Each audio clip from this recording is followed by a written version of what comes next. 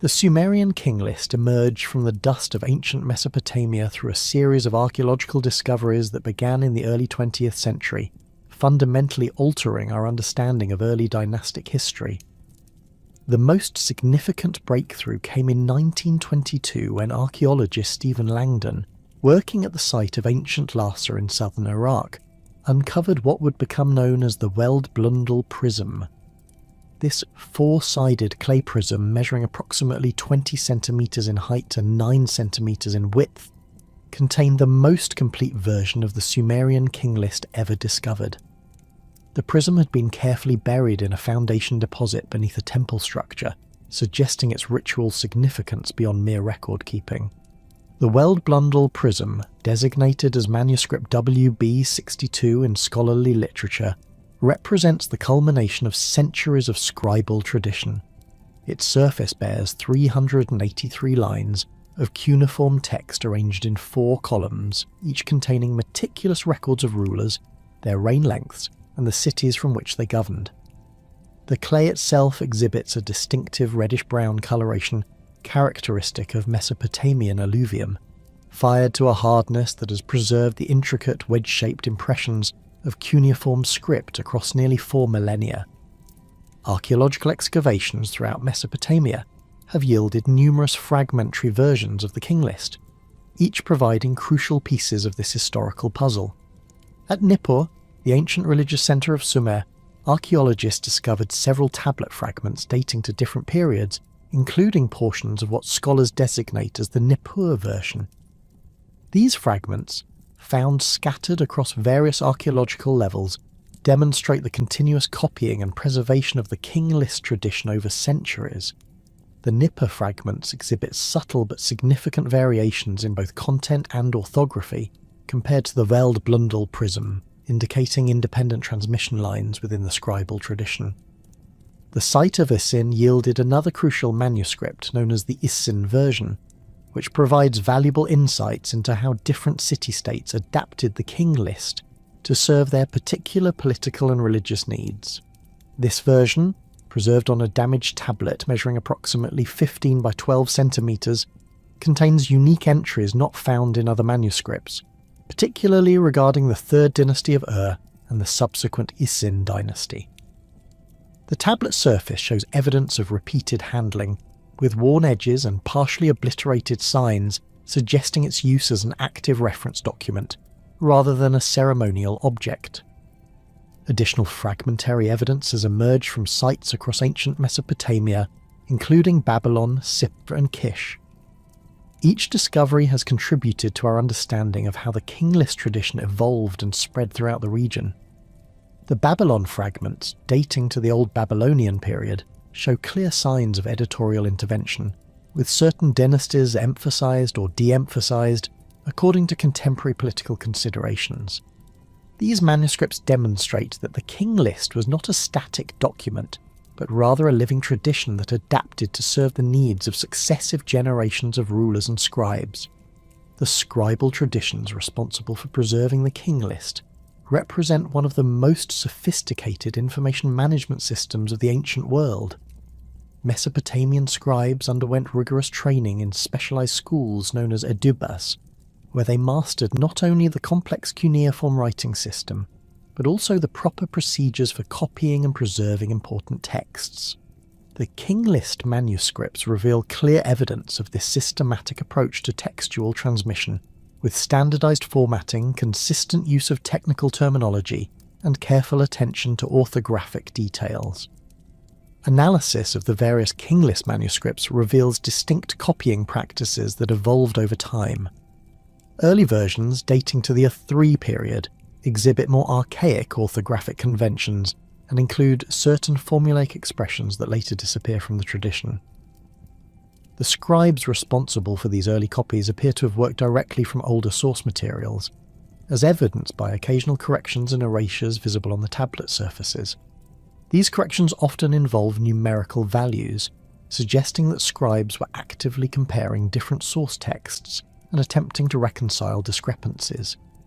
The Old Babylonian period witnessed significant changes in copying practices, with scribes introducing standardized introductory formulas and more systematic organisation of the material. The Weld-Blundell prism exemplifies this later scribal tradition, with its carefully structured presentation and consistent use of technical terminology. The scribe responsible for this version clearly had access to multiple source texts, as evidenced by the comprehensive nature of the compilation and the sophisticated editorial decisions reflected in the final product. Variations between different versions of the King List provide crucial insights into the dynamics of textual transmission in ancient Mesopotamia. These variations range from minor orthographic differences to substantial additions or omissions of entire dynasties. Some discrepancies appear to result from simple copying errors, such as the confusion of similar-looking cuneiform signs or the misreading of numerical notations. However, many variations reflect deliberate editorial choices made by scribes or their patrons to serve specific political or ideological purposes. The treatment of the Akkadian dynasty provides a particularly clear example of how different versions reflect varying perspectives on historical events. Some manuscripts present Sargon of Akkad and his successors in highly favourable terms, emphasising their military achievements and the extent of their empire. Other versions adopt a more critical stance, focusing on the eventual collapse of Akkadian power and interpreting it as divine punishment for hubris or impiety. These differences reflect the complex political landscape of ancient Mesopotamia, where different city-states and dynasties competed for legitimacy by promoting particular interpretations of the past.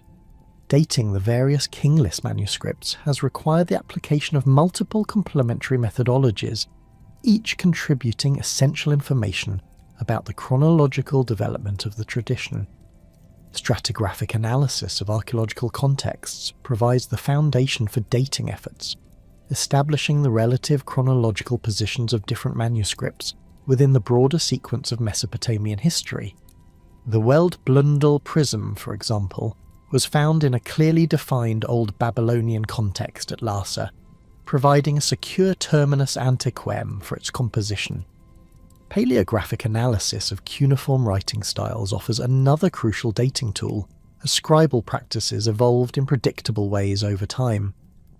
Early dynastic cuneiform exhibits certain characteristic features, including the use of more pictographic elements and less standardized sign forms. By the Other III period, cuneiform had become more abstract and systematized, with standardized sign forms and consistent orthographic conventions. Old Babylonian cuneiform shows further refinements, including the development of cursive elements and more efficient writing techniques. Linguistic analysis provides additional chronological indicators through the study of language change over time. Sumerian, the language of the King List, underwent significant changes during its long period of use, with certain grammatical constructions and vocabulary items falling out of use while others gained prominence. The presence or absence of particular linguistic features can therefore provide valuable clues about when different versions of the King List were composed. Prosopographic analysis, the study of individuals mentioned in the texts, offers another avenue for dating efforts. Many of the scribes responsible for King List manuscripts can be identified through colophons or other textual evidence, and their careers can often be placed within broader historical contexts. This approach has proven particularly valuable for dating the later manuscripts, where historical records are more abundant and detailed. The physical characteristics of the King List tablets reveal sophisticated ancient techniques for document production and preservation. The clay used in these tablets was carefully prepared through a process of selection, tempering and kneading that produced a uniform writing surface capable of receiving fine cuneiform impressions. Analysis of clay composition has revealed that scribes often used local materials, with tablets from different sites showing characteristic mineralogical signatures that reflect their geographical origins. The writing implements used to create cuneiform text consisted primarily of reed styluses cut to produce the characteristic wedge-shaped impressions that give cuneiform its name. The size and angle of these styluses varied according to the scale of the text and the preferences of individual scribes. Examination of the King List tablets under magnification reveals the precise techniques used by ancient scribes, including the consistent pressure applied to create uniform impressions and the careful spacing employed to ensure legibility. Preservation conditions have played a crucial role in determining which King List manuscripts have survived to the present day. Tablets that were accidentally fired during building destructions or deliberately baked for preservation purposes have generally survived in better condition than those that remained unfired. The Weld-Blundell prism owes its exceptional preservation to having been fired, probably during the destruction of the building in which it was housed. This firing process transformed the clay into a ceramic-like material, highly resistant to moisture and chemical degradation. Environmental factors at different archaeological sites have also influenced preservation outcomes. Sites in arid regions of Mesopotamia have generally provided better preservation conditions than those in areas subject to periodic flooding or high groundwater levels. The dry conditions at Lhasa contributed significantly to the excellent preservation of the Weld-Blundell prism, while tablets from sites closer to major rivers have often suffered damage from moisture infiltration and salt crystallization. Modern conservation techniques have enabled scholars to recover text from even severely damaged King List manuscripts. Digital imaging technologies, including reflectance transformation imaging and photogrammetry, have revealed previously illegible portions of text by enhancing contrast and eliminating shadows. These techniques have proven particularly valuable for studying the more fragmentary versions of the King List, where traditional photography had failed to capture subtle surface details. Chemical analysis of tablet surfaces has provided insights into ancient ink and pigment use, revealing that some King List manuscripts originally included coloured annotations or decorative elements that have since faded or disappeared entirely. Traces of organic compounds suggest the use of plant-based inks for highlighting certain portions of text, probably to emphasise particularly important rulers or dynasties. The reconstruction of complete King List narratives from fragmentary sources represents one of the most challenging aspects of modern Mesopotamian studies. Scholars must carefully compare overlapping portions of different manuscripts to identify correspondences and fill gaps in the textual tradition. This process requires not only technical expertise in cuneiform paleography, but also deep familiarity with Mesopotamian historical and literary traditions. Physical joins between tablet fragments have occasionally been discovered decades after the original excavations, as scholars working in different institutions recognise that pieces in their collections belong to the same original tablets. These discoveries have sometimes dramatically altered our understanding of particular King List versions, adding substantial new content or clarifying previously ambiguous passages. The transition from archaeological analysis to textual interpretation reveals the Sumerian King List's most extraordinary feature: its presentation of 8 antediluvian rulers whose reigns stretch across impossible spans of time, creating a bridge between divine cosmology and human history. These primordial kings, beginning with Alulim of Eridu and concluding with Ubar-Tutu of Shurupak, represent more than mere historical curiosities. They constitute a sophisticated theological framework that connected Mesopotamian concepts of divine kingship to the practical realities of political legitimacy.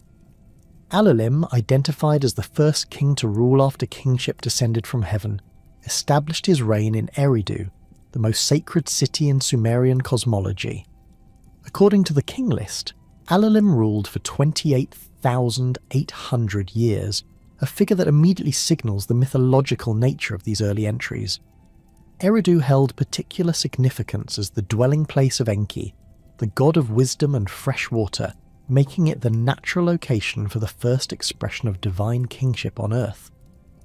The choice of Eridu as the starting point reflects deep theological considerations, rather than historical memory, as the city represented the primordial connection between the divine realm and the ordered world of human civilization.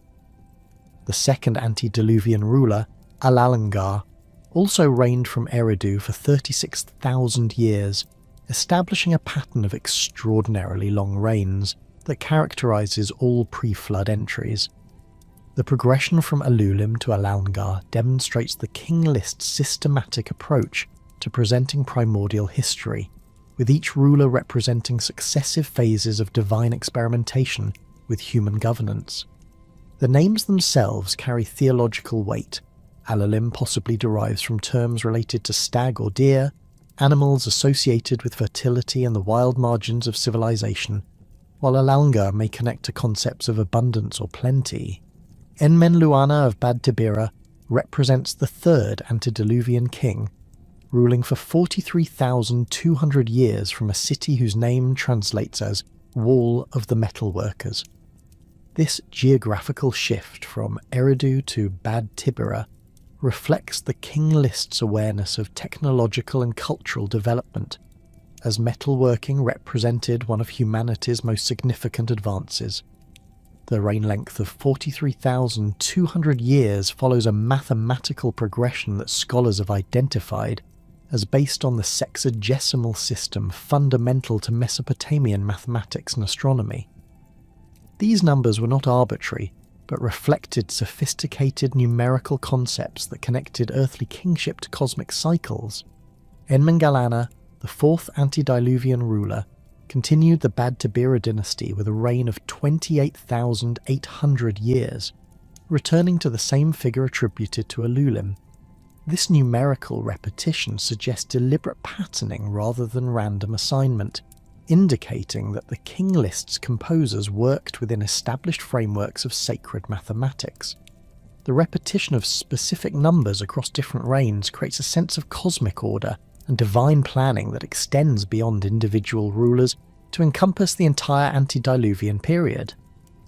Dumuzid of Bad Tibira emerges as perhaps the most theologically significant of the antediluvian kings, ruling for 36,000 years and bearing the name of one of Mesopotamia's most important deities. Dumuzid, known in later traditions as Tammuz, represented the archetypal dying and rising god associated with agricultural cycles and seasonal renewal. His inclusion among the primordial kings creates a direct connection between the King List and fundamental Mesopotamian religious concepts. The identification of this antediluvian ruler with the divine Dumuzid suggests that the boundary between gods and primordial kings remained deliberately fluid in early Mesopotamian thought.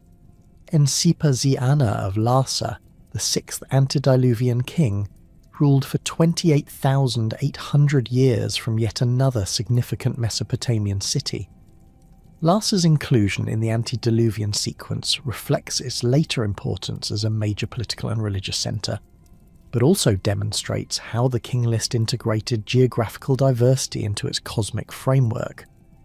The movement of kingship between different cities during the antediluvian period establishes a precedent for the historical pattern of hegemony shifting between various Mesopotamian centres, suggesting that political instability was part of the divine plan rather than a sign of human failure.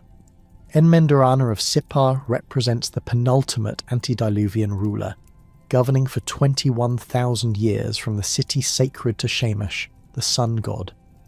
Sippar's association with solar worship adds another layer of cosmic significance to the antediluvian sequence, as the sun represented divine justice and the ordered progression of time. The slight reduction in Enmen-Dur-Ana's reign length to 21,000 years suggests the approaching end of the antediluvian age and the transition to a new cosmic phase marked by the Great Flood. Ubar-Tutu of Shuruppak concludes the antediluvian sequence with a reign of 18,600 years, the shortest of all pre-flood rulers. His city Shuruppak holds particular significance as the home of Utnapishtim, the flood hero known from the Epic of Gilgamesh and other Mesopotamian flood narratives. The connection between Ubar-Tutu and the flood tradition is made explicit in some versions of the King List, which identify him as the father of Utnapishtim. This genealogical link creates a direct bridge between the King List and other major Mesopotamian literary traditions, demonstrating the interconnected nature of ancient Near Eastern textual culture.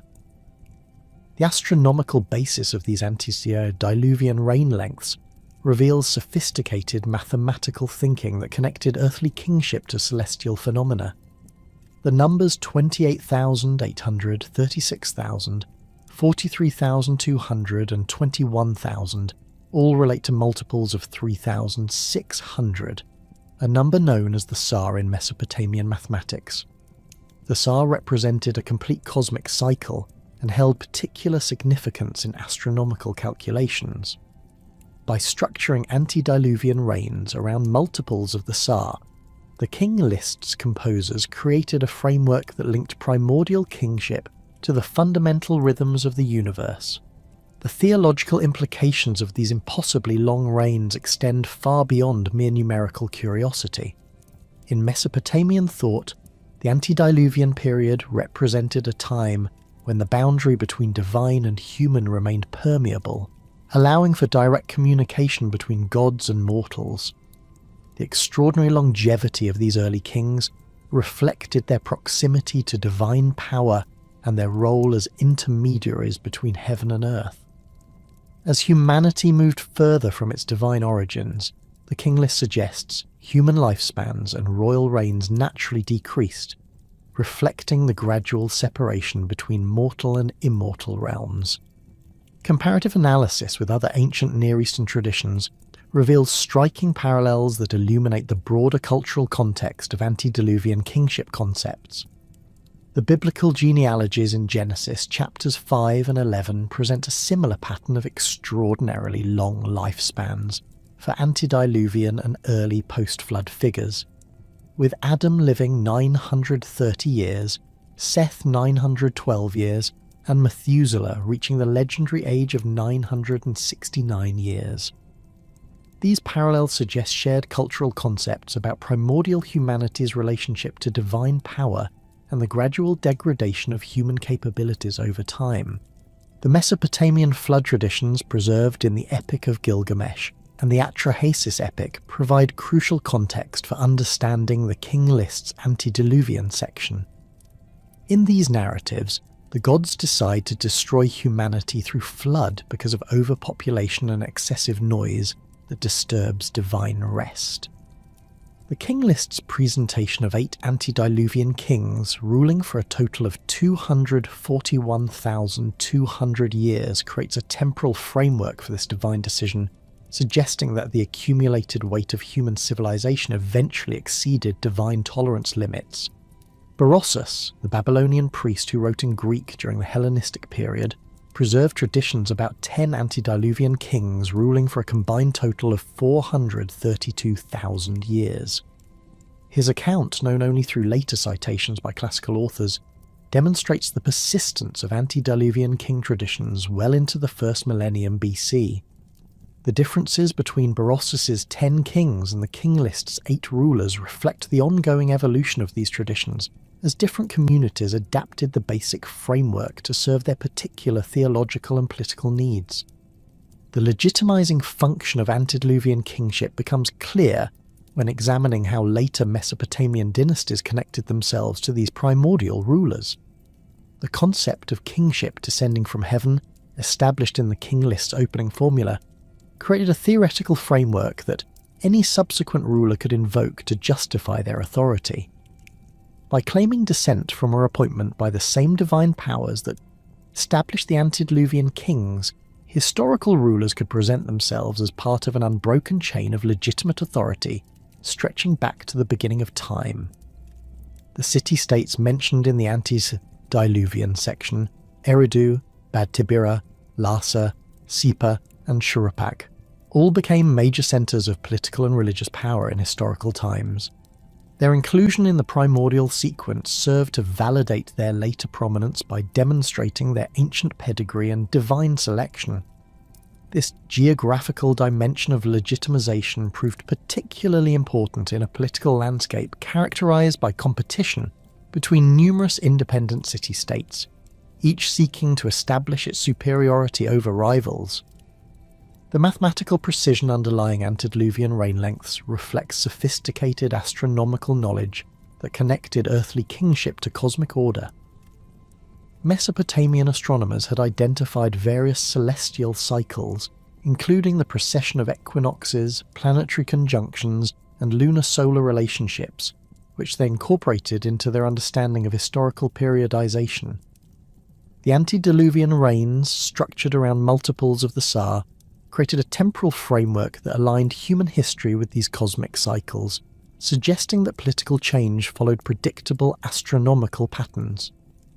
Religious festivals and ritual calendars incorporated references to antediluvian kings, creating ongoing connections between primordial authority and contemporary religious practice. The sacred marriage ceremony, which reenacted the union between Dumuzid and Inanna, explicitly connected historical rulers to the antediluvian king Dumuzid, allowing them to embody divine power through ritual participation. These ceremonial connections transformed abstract theological concepts into lived religious experiences that reinforced royal legitimacy through direct participation in cosmic drama. The preservation of antediluvian traditions across multiple manuscript traditions demonstrates their fundamental importance to Mesopotamian concepts of history and kingship. Despite variations in specific details, all versions of the King List maintain the basic framework of impossibly long reigns preceding the Great Flood, suggesting that these elements were considered essential to the document's purpose. The consistency of this framework across different time periods and geographical locations indicates that antediluvian kingship concepts remained relevant to Mesopotamian political thought throughout the region's long history. The narrative structure of the Sumerian King List reaches its most dramatic crescendo with the simple yet profound statement, "The flood swept over." This deceptively brief phrase, rendered in Sumerian as Amaru Ba'ur, carries immense theological and historical weight, functioning as the pivotal moment that divides all of Mesopotamian history into two distinct epochs. The flood represents not merely a natural disaster, but a cosmic reset, a divine judgment that fundamentally altered the relationship between gods and humanity, between rulers and subjects, and between the mythological past and the emerging historical present. The theological implications of this flood narrative extend far beyond simple divine punishment for human transgression. In Mesopotamian cosmology, water possessed dual characteristics as both creative and destructive force. Enki, the god of fresh water and wisdom, had originally shaped humanity from clay mixed with divine water, while Enlil, the storm god, wielded flood waters as instruments of cosmic justice. The King List's presentation of the flood taps into these fundamental theological concepts, portraying the deluge as a necessary purification that cleared away the accumulated corruption of the antediluvian age and prepared the world for a new phase of divine-human interaction. The phrase "the flood swept over" appears in multiple versions of the King List with remarkable consistency, suggesting its formulaic importance within the broader narrative structure. The verb os5 carries connotations of both sweeping away and overwhelming, implying complete transformation rather than partial destruction. This linguistic choice reinforces the flood's function as an absolute boundary marker, separating the impossible longevity and divine proximity of the antediluvian kings from the more recognizably human dimensions of post-flood rulers. Archaeological investigations across Mesopotamia have revealed extensive evidence of periodic flooding throughout the region's history, providing a natural foundation for the mythological narratives preserved in the King List and related texts. The archaeological record from sites like Shuruppak and Kish shows distinct flood deposits dating to various periods, with some layers containing several meters of water-laid sediments that clearly interrupted normal occupation sequences. These physical traces of ancient floods have led scholars to investigate possible correlations between natural disasters and the literary traditions that transformed them into cosmic events. Leonard Woolley's excavations at in the 1920s uncovered what he initially interpreted as evidence for the biblical flood, consisting of a thick layer of clean clay deposited between earlier and later occupation levels. This deposit, measuring approximately 2.5 meters in thickness, appeared to represent a massive flood event that had completely inundated the site. However, subsequent analysis revealed that similar flood deposits at dated to different periods, with the most significant occurring around 2900 BC, well after the traditional dating of the mythological flood. The complexity of these geological findings demonstrates the difficulty of correlating specific natural events with literary traditions that had undergone centuries of theological development. Excavations at Shuruppak, the city of the last antediluvian king Ubar-Tutu, have revealed particularly intriguing flood evidence. The site shows clear signs of major flooding around 2900 BC, with a distinct break in the archaeological sequence marked by thick deposits of alluvial clay. This flooding appears to have been followed by a period of abandonment before the site was reoccupied by people using different pottery styles and architectural techniques.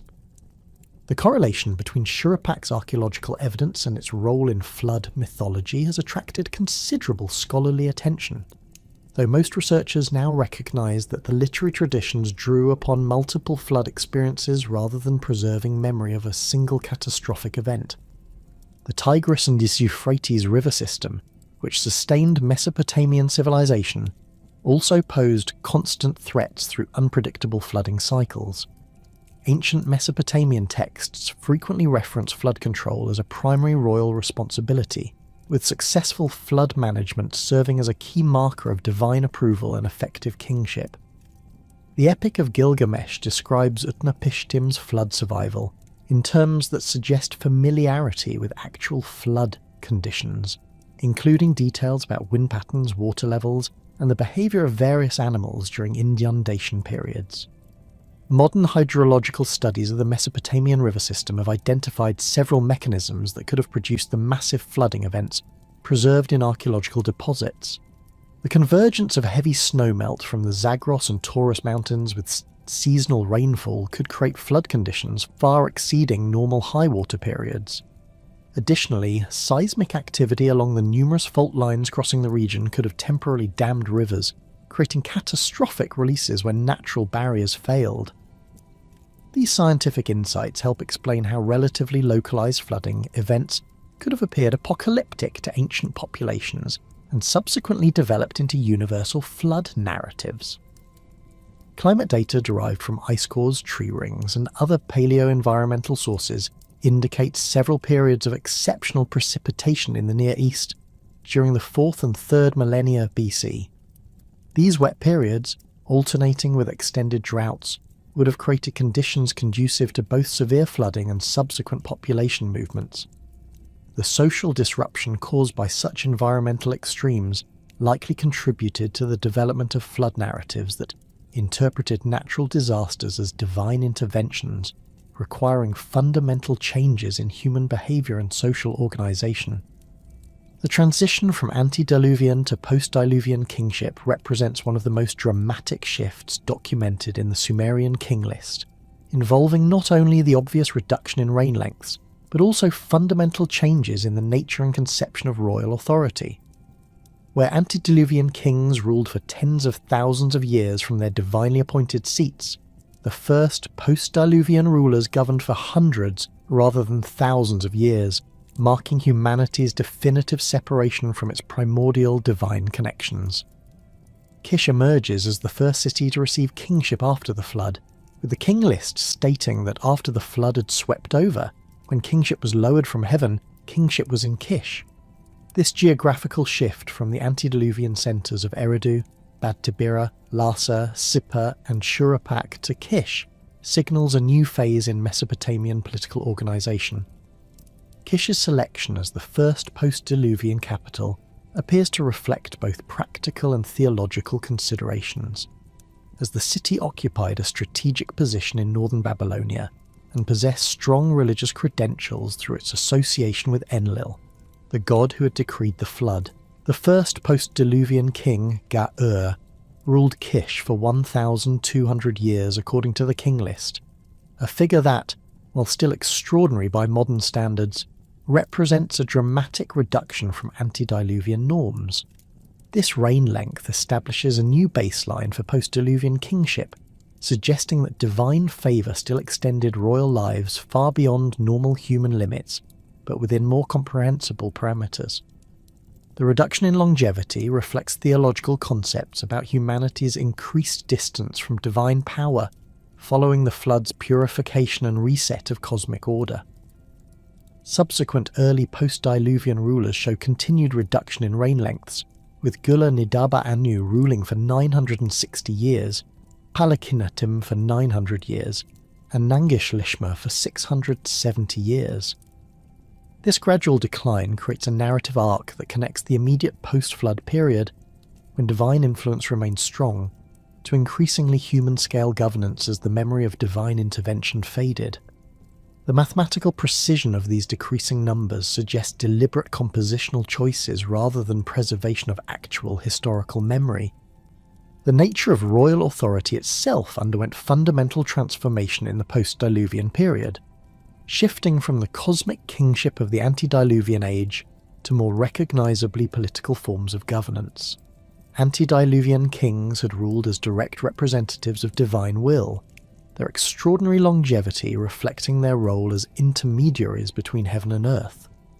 Post-diluvian rulers, while still claiming divine sanction, governed through more conventional means involving military power, administrative systems, and diplomatic relationships with other city-states. Archaeological evidence from early dynastic sites provides material correlates for these changes in royal ideology and practice. Post-diluvian period burials, such as those found in the royal cemetery at Ur, demonstrate new forms of royal display and mortuary practice that emphasized worldly power and wealth rather than cosmic connection. The elaborate grave goods, including golden helmets, jewelry, and weapons, reflect rulers who validated their authority through material splendor and military success rather than divine longevity alone. Administrative texts from the early dynastic period reveal increasingly sophisticated governmental structures that contrast sharply with the cosmic kingship implied by antediluvian entries in the King List. These documents record complex systems of taxation, land management, and resource distribution that required professional bureaucracies and specialized knowledge. The development of such administrative systems suggests that post-diluvian rulers faced practical governance challenges that their antediluvian predecessors, ruling through direct divine authority, had not encountered. The flood narrative's function as a literary and historical device becomes apparent through its role in separating mythological time from proto-historical time within Sumerian historical consciousness. The flood serves as what scholars term a horizon of plausibility, marking the boundary between events that belong to cosmic time and those that occurred within recognizably human historical frameworks. This separation allowed Mesopotamian historians to acknowledge the mythological dimensions of their earliest traditions while claiming historical validity for more recent events. The concept of mythological time, as represented by the antediluvian period, operated according to different principles than historical time. In mythological time, causation followed divine rather than natural laws, events possessed cosmic rather than merely local significance, and chronology served symbolic rather than strictly temporal functions. The impossibly long reigns of antediluvian kings reflect these mythological temporal principles, where duration indicated cosmic importance rather than actual elapsed time. Proto-historical time, beginning with the post-diluvian period, introduced chronological frameworks that, while still influenced by theological considerations, operated within parameters that ancient audiences could comprehend and accept. The gradual reduction in reign length throughout the early dynastic period creates a bridge between mythological and historical consciousness, allowing readers to trace the evolution from cosmic to human-scale governance. The flood's role as a temporal boundary marker appears in multiple Mesopotamian textual traditions beyond the King List, suggesting its fundamental importance to regional historical consciousness. The Epic of Gilgamesh uses the flood to separate the heroic age of Gilgamesh from the primordial age of Utnapishtim, while the Atrahasis epic presents the flood as the decisive moment when gods established permanent limits on human population and lifespan. These parallel traditions reinforce the flood's function as a universal historical boundary that affected all aspects of divine-human relationships. Mesopotamian chronographic traditions consistently employed the flood as a reference point for dating other events, demonstrating its acceptance as a fixed moment in historical time. Later Babylonian chronicles and king lists maintained this chronological framework, using phrases like before the flood and after the flood to situate various dynasties and rulers within the broader sweep of history. This chronological utility transformed the flood from a purely mythological event into a practical historical tool that served ongoing governmental and religious needs. The literary sophistication of the flood narrative reveals careful compositional techniques that enhanced its effectiveness as a historical boundary marker. The stark contrast between the verbose descriptions of antediluvian kings and their cities, and the simple statement "the flood swept over" creates dramatic emphasis through understatement. This literary technique draws attention to the flood's significance precisely through its narrative brevity, suggesting that the event's importance transcended detailed description. The flood's theological implications extend beyond its role as divine punishment to encompass broader concepts of cosmic renewal and historical periodization. Mesopotamian religious thought conceived of time as cyclical rather than linear, with periodic renewals necessary to prevent the accumulation of cosmic pollution and social corruption. The flood represents the most dramatic example of such renewal, completely clearing away the accumulated problems of the antediluvian age and establishing fresh conditions for human civilization. This concept of cyclical renewal through catastrophic intervention appears throughout Mesopotamian religious and political thought, influencing everything from seasonal festivals to royal ideology. Kings regularly claim to have renewed their kingdoms through military conquest, legal reform, or religious restoration, echoing the cosmic renewal achieved through the primordial flood. These royal renewal claims created ongoing connections between contemporary politics and the foundational flood narrative, maintaining its relevance across centuries of political change. The flood narrative's integration with broader Mesopotamian theological systems demonstrates its function as more than simple historical boundary marker. The event connects to fundamental concepts about divine justice, human responsibility, and the proper relationship between mortal and immortal realms. By positioning the flood as a response to antediluvian corruption, the King List establishes moral frameworks that remained relevant to subsequent generations of rulers and subjects. The establishment of Kish as the first post-diluvian seat of kingship marked a fundamental transformation in Mesopotamian political organisation, introducing governmental structures and royal ideologies that would persist throughout the region's subsequent history. Unlike the cosmic rulers of the antediluvian age, who governed through direct divine mandate across impossible spans of time, the kings of Kish operated within recognisably human parameters, while maintaining claims to supernatural authority that distinguished them from ordinary mortals. Gaur, identified in the Sumerian King List as the first ruler of post-diluvian Kish, established his reign over a landscape fundamentally altered by the Great Flood's devastation and renewal. Archaeological evidence from the Kish site complex, located approximately 80 kilometers south of modern Baghdad, reveals extensive rebuilding activities during the early Dynastic I period that correspond chronologically with the King List's placement of the First Dynasty. Excavations conducted by Stephen Langdon and Louis Vautelin between 1923 and 1933 uncovered massive architectural projects involving the construction of new temple complexes, administrative buildings, and residential quarters that suggest coordinated urban planning under centralized authority. The physical remains at Kish demonstrate sophisticated engineering capabilities that required extensive labor coordination and resource management. The construction of the main temple complex, dedicated to Zababa the warrior god, involved moving thousands of tons of mud brick and bitumen across considerable distances. The temple's foundation platform, measuring approximately 45 by 40 meters and rising 8 meters above the surrounding plain, required precise surveying and mathematical calculations to achieve its monumental scale and geometric accuracy. Such projects indicate that Gaur and his immediate successors commanded administrative systems capable of mobilizing large populations for extended construction campaigns. The 23 kings comprising the first dynasty of Kish ruled for a combined total of 24,510 years, 3 months, and 3.5 days according to the Weldblundel Prism, figures that demonstrate the continued influence of mythological thinking on historical record keeping. However, these reign lengths show systematic reduction compared to antediluvian norms, with individual rulers governing for hundreds rather than thousands of years. This mathematical progression creates a bridge between the cosmic kingship of the primordial age and the increasingly human-scale governance that characterizes later Mesopotamian dynasties.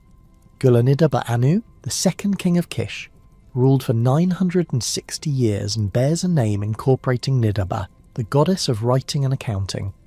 This divine association suggests the early development of sophisticated record-keeping systems that would become characteristic of Mesopotamian administration. Contemporary administrative texts from sites across northern Babylonia reveal the emergence of standardized accounting procedures, including the use of cylinder seals for authenticating documents and the development of numerical notation systems that facilitated complex economic calculations. The progression through subsequent Kish rulers demonstrates evolving patterns of royal nomenclature that reflect changing political and religious priorities. Palakinitim, ruling for 900 years, bears a name possibly connected to palace administration, while Nangish-Lishma, governing for 670 years, incorporates elements related to abundance and prosperity. These naming patterns suggest that royal identity increasingly emphasized administrative competence and economic success rather than purely cosmic connections. Bahina's reign of 300 years marks a significant reduction in royal longevity, bringing Kish kingship closer to parameters that later Mesopotamian audiences would consider plausible. This mathematical progression reflects sophisticated compositional techniques that created gradual transitions between mythological and historical consciousness. The reduction in reign lengths parallels similar patterns observed in biblical genealogies and other ancient Near Eastern chronographic traditions, suggesting shared cultural concepts about the relationship between temporal distance and divine proximity. Buanun ruled Kish for 840 years, a figure that represents a temporary reversal of the declining trend in royal longevity. Such variations in the mathematical progression demonstrate that the King List's composers did not follow rigid formulaic patterns, but rather adapted their chronological frameworks to accommodate specific historical or theological requirements. Buanun's extended reign may reflect traditions about a particularly successful or memorable ruler whose achievements warranted exceptional temporal recognition. Calibum's 960-year reign returns to the pattern established by earlier Kish rulers, suggesting deliberate numerical symbolism rather than random assignment.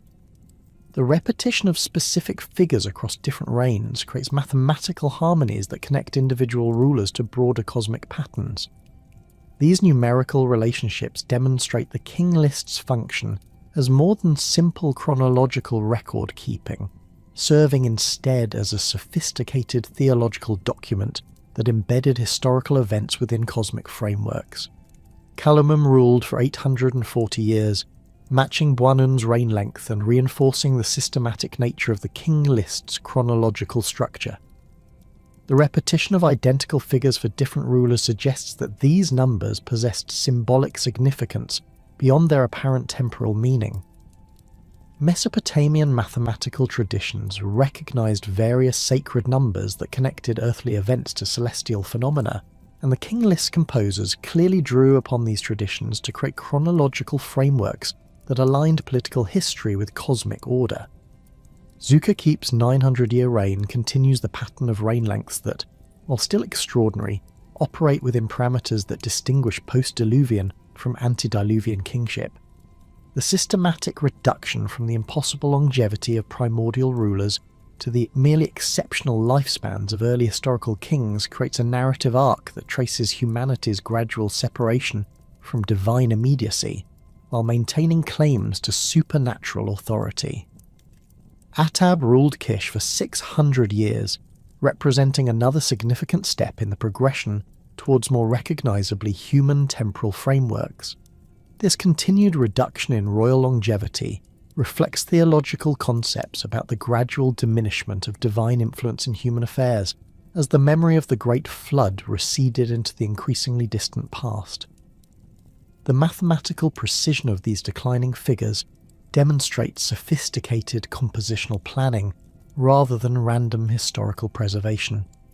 Mashta, Arwiyam, and Etana represent the most historically significant rulers within the first dynasty of Kish, with their reigns marking the transition from purely mythological to semi-historical kingship. Mashta's 840-year reign and Arwiyam's 720-year rule establish numerical patterns that prepare for Etana's extraordinary significance within Mesopotamian literary and historical traditions. Etana emerges as perhaps the most fascinating figure in the entire Sumerian King List, described as the shepherd who ascended to heaven and credited with a reign of 1,560 years. This exceptional longevity, representing a temporary reversal of the declining trend in royal lifespans, reflects Etana's unique position within Mesopotamian mythology and his role as the subject of one of the region's most important literary compositions. The Epic of Etana, preserved in multiple versions spanning over 2 millennia, presents this legendary king as a ruler who literally ascended to heaven on the back of an eagle to obtain the plant of birth that would ensure dynastic succession. The Epic of Etana reveals sophisticated theological thinking about the relationship between earthly kingship and divine authority, presenting Etana as a ruler who successfully negotiated the boundary between mortal and immortal realms. According to the epic's narrative, Etana faced a crisis of succession when his wife remained childless despite their desperate desire for an heir. The gods, recognizing the importance of dynastic continuity for maintaining cosmic order, arranged for Etana to rescue an eagle that had betrayed its friendship with a serpent. In gratitude, the eagle agreed to carry Etana to heaven, where he could petition Ishtar directly for the plant of birth. The ascension sequence in the Epic of Etana provides remarkable detail about the hero's celestial journey, describing his progressive view of the earth, shrinking below as he rises through successive heavenly levels. These descriptions demonstrate sophisticated astronomical knowledge, with the epic's composers clearly familiar with concepts of celestial geography and the relationship between terrestrial and cosmic perspectives. The detailed account of Etana's heavenly ascent reflects genuine religious experiences and theological speculation about the nature of divine realms. Archaeological evidence from Kish provides material correlates for the Etana traditions, including cylinder seals and other artistic representations that depict a human figure ascending to heaven on an eagle's back. These iconographic traditions, dating to the early dynastic period, demonstrate the antiquity and cultural importance of Etana's legendary ascension. The artistic representations show remarkable consistency across different media and time periods, suggesting that the Etana narrative maintained stable core elements throughout its long transmission history. The theological implications of Etana's heavenly journey extend far beyond individual royal achievement to encompass fundamental concepts about the relationship between earthly governance and cosmic order. Etana's successful petition to Ishtar for the plant of birth establishes divine precedent for royal intervention in natural processes, legitimizing subsequent claims by historical rulers to possess supernatural powers over fertility, prosperity, and dynastic succession. Etana's role as shepherd in the King List reflects important ideological developments in Mesopotamian concepts of kingship. The shepherd metaphor, which became standard terminology for rulers throughout the ancient Near East, emphasized royal responsibility for protecting and nurturing subject populations rather than simply exercising dominance over them. This ideological shift from cosmic rulership to pastoral care reflects the evolution from antediluvian to post-diluvian concepts of royal authority. The plant of birth that Etana sought in heaven connects his legend to broader Mesopotamian traditions about magical plants and their role in ensuring dynastic continuity. Similar motifs appear in the Epic of Gilgamesh, where the hero obtains a plant of rejuvenation that could restore youth and vitality. These parallel traditions suggest shared cultural concepts about the relationship between botanical knowledge, divine favour, and royal legitimacy. Bali succeeded Etana with a reign of 400 years, representing a dramatic reduction from his predecessor's exceptional longevity.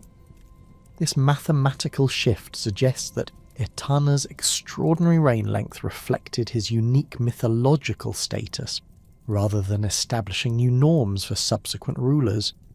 The return to more modest figures indicates the King List's sophisticated approach to integrating legendary and historical materials within coherent chronological frameworks.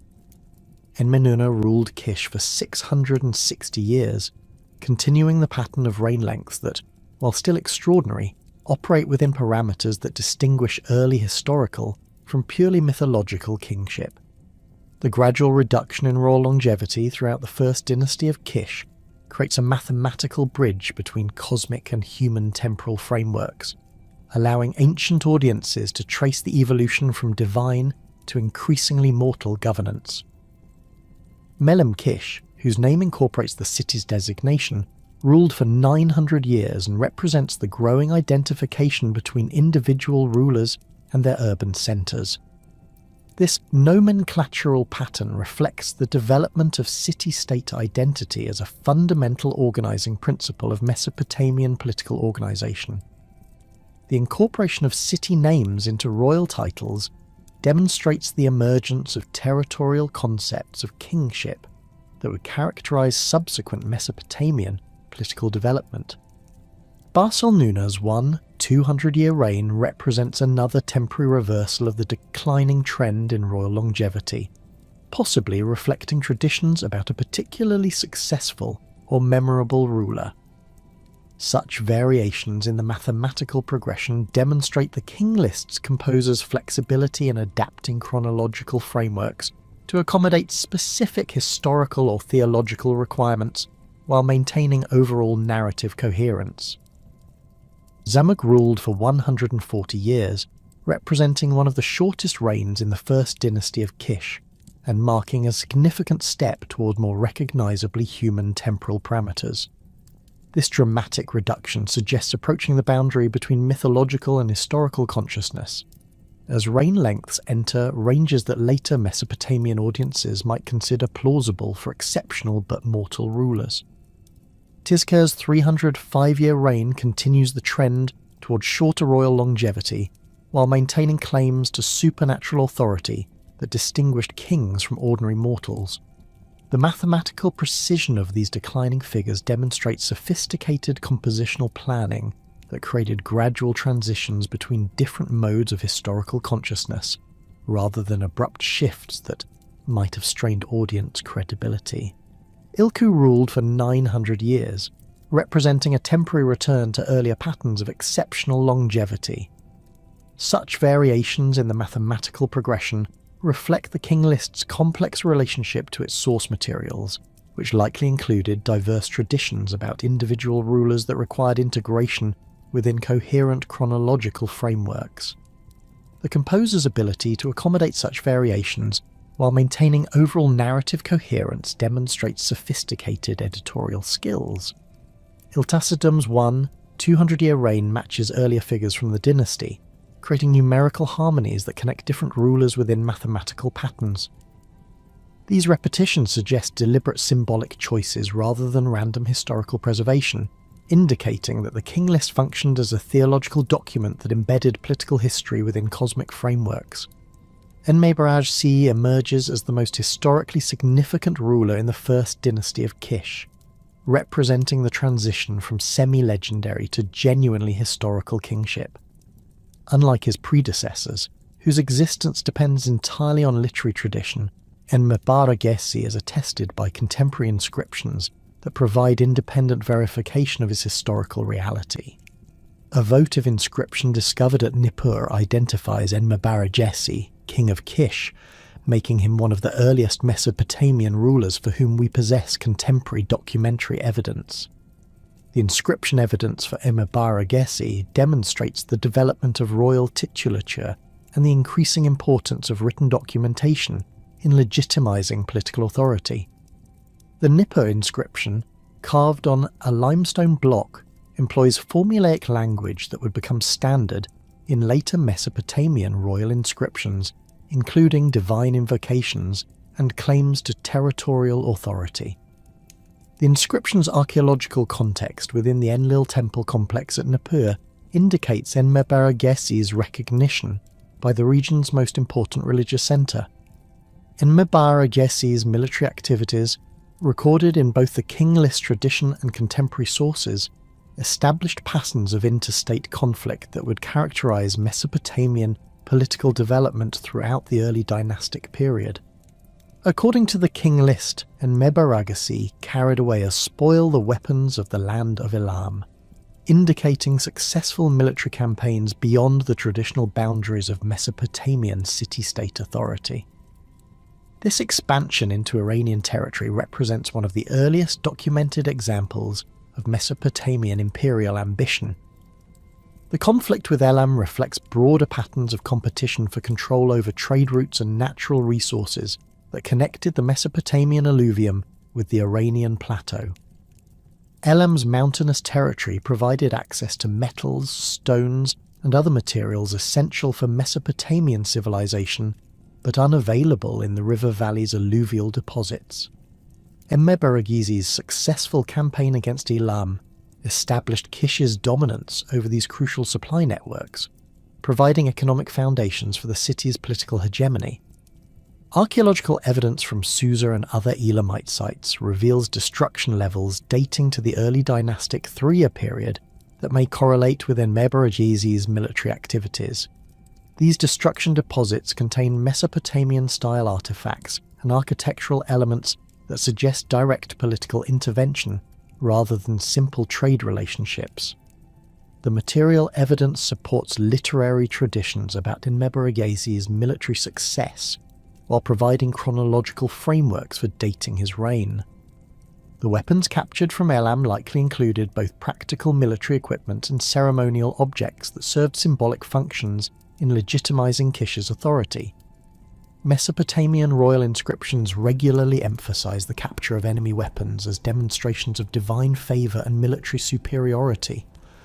The specific mention of Elamite weapons in the King List suggests that these trophies became important symbols of Kish's imperial achievements that remained memorable for subsequent generations. Enmebaragesi's establishment of patterns of universal dominion influenced Mesopotamian political thought for millennia, creating ideological frameworks that subsequent dynasties would adapt to legitimize their own imperial ambitions. The concept of kingship extending beyond individual city-state boundaries to encompass broader territorial authority became a defining characteristic of Mesopotamian political organization, with successful rulers claiming dominion over increasingly extensive geographical areas. The title King of Kish acquired special significance in Mesopotamian political terminology, eventually becoming synonymous with claims to universal authority over the entire region. Later rulers from different cities regularly adopted this title to legitimize their hegemonic ambitions, even when they exercised no direct control over Kish itself. This titular evolution demonstrates the lasting influence of Enmebaragesi's achievements in establishing Kish as the symbolic center of Mesopotamian political authority. Aga, identified as Enmebaragesi's son and the final ruler of the first dynasty of Kish, ruled for 625 years according to the King List, and played a crucial role in Mesopotamian literary traditions through his conflicts with Gilgamesh of Uruk. The epic poem Gilgamesh and Aga presents detailed accounts of diplomatic and military competition between these two legendary rulers, providing insights into early dynastic political relationships and the ideology of city-state independence. The diplomatic tensions between Kish and Uruk during Aga's reign illuminate the complex political dynamics that characterized early dynastic Mesopotamia, where competing city-states navigated between cooperation and conflict while establishing the fundamental structures of interstate relations. The epic Gilgamesh and Aga preserves detailed accounts of these negotiations, revealing sophisticated diplomatic protocols that governed relationships between independent political entities. According to the narrative, Aga demanded tribute from Uruk, asserting Kish's traditional claims to hegemonic authority over southern Mesopotamian cities. The tribute demands reflect established patterns of political subordination that had developed during the first dynasty of Kish's period of dominance. Archaeological evidence from multiple early dynastic sites reveals standardized administrative practices, including uniform systems of weights and measures, that suggest coordinated economic relationships extending across city-state boundaries. These material traces support literary traditions about Kish's hegemonic authority, while demonstrating the practical mechanisms through which such dominance operated. Gilgamesh's rejection of Aga's tribute demands marked a decisive moment in the evolution of Mesopotamian political organization, establishing precedents for city-state independence that would influence subsequent interstate relationships. The Uruk Assembly's decision to support Gilgamesh against Kish represents one of the earliest documented examples of collective decision-making in Mesopotamian political history. The Assembly's deliberations, as preserved in the epic tradition, reveal complex procedures for reaching consensus on matters of war and peace. The siege of Uruk that followed these diplomatic failures demonstrates advanced military technologies and tactical knowledge that characterized early dynastic warfare. Archaeological excavations at Uruk have revealed massive defensive walls dating to this period, with construction techniques indicating coordinated labour mobilization under centralized military command. The wall system, extending over 9 kilometers in circumference and incorporating multiple gates with complex approach routes, represents one of the most sophisticated fortification projects of the ancient world. The confrontation between Aga and Gilgamesh ultimately resulted in a negotiated settlement that recognized Uruk's independence while maintaining diplomatic relationships between the two cities. This resolution established important precedents for managing interstate conflicts through negotiation rather than total warfare, creating frameworks that would influence Mesopotamian diplomacy throughout the early dynastic period. The peaceful resolution also preserved both rulers' reputations, allowing them to maintain their authority while avoiding the devastating consequences of prolonged military conflict. The transition from the first dynasty of Kish to subsequent political arrangements marked the end of centralized hegemonic authority and the emergence of a multipolar system characterized by competing city-states of roughly equal power.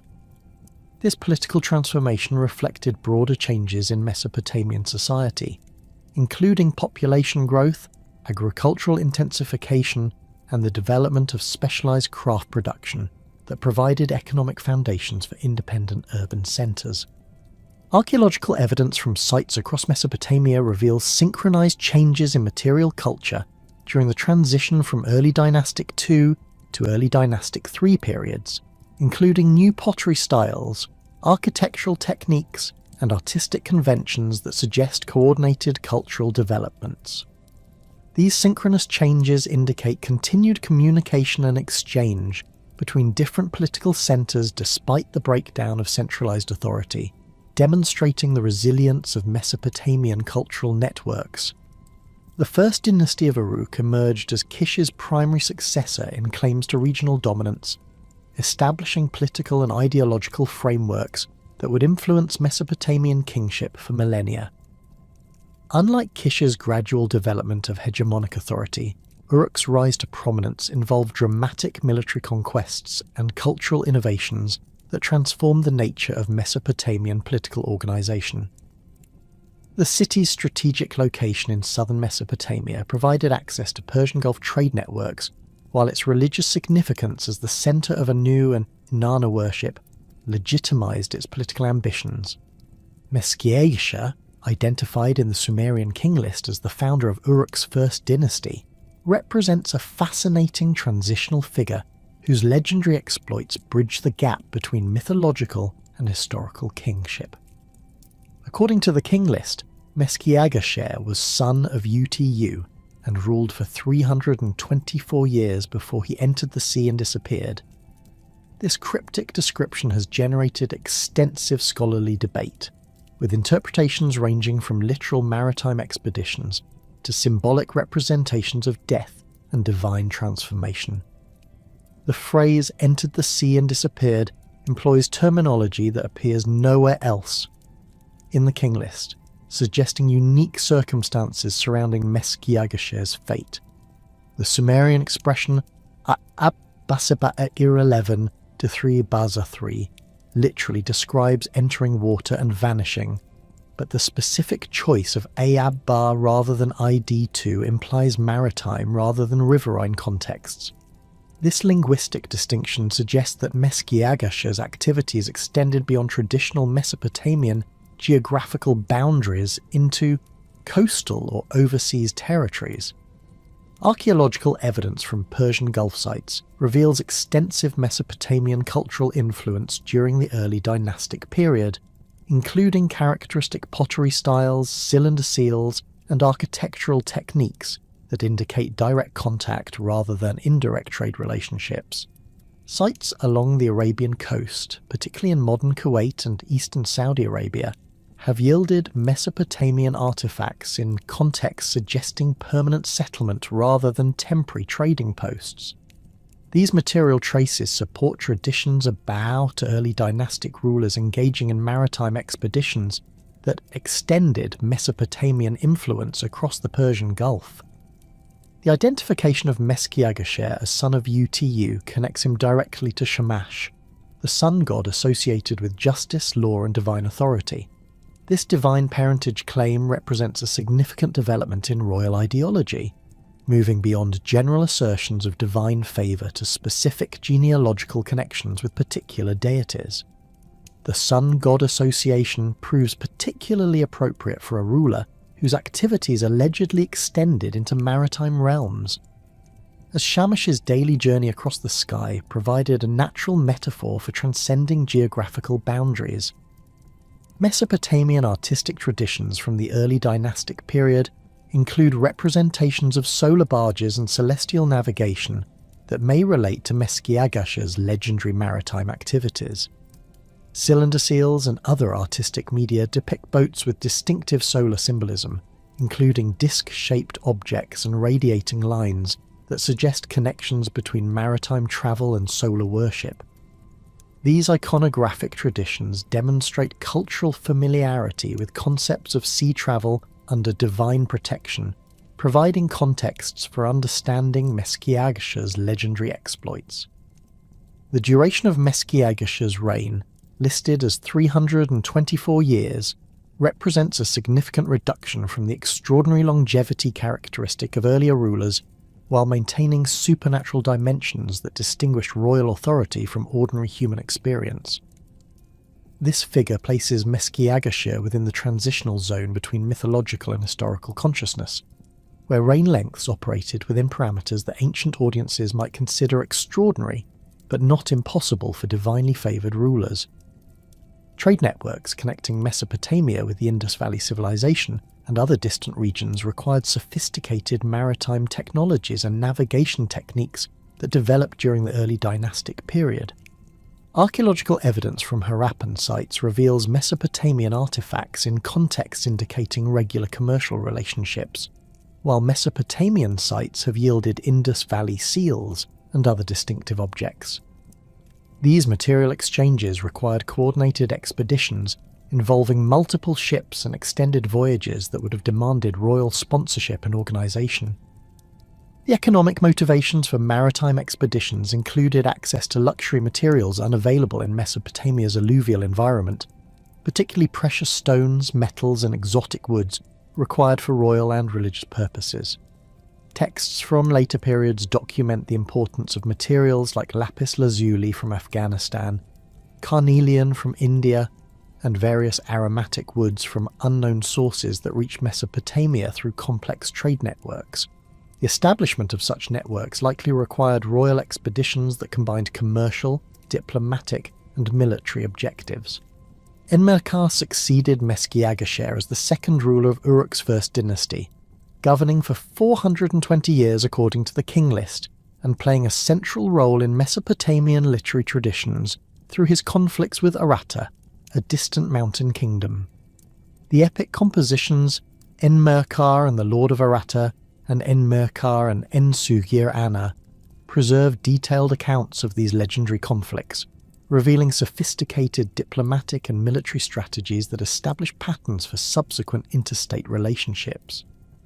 The conflict between Enmerkar and Aratta centered on competition for divine favor and access to precious materials, particularly the metals and stones required for temple construction and royal display.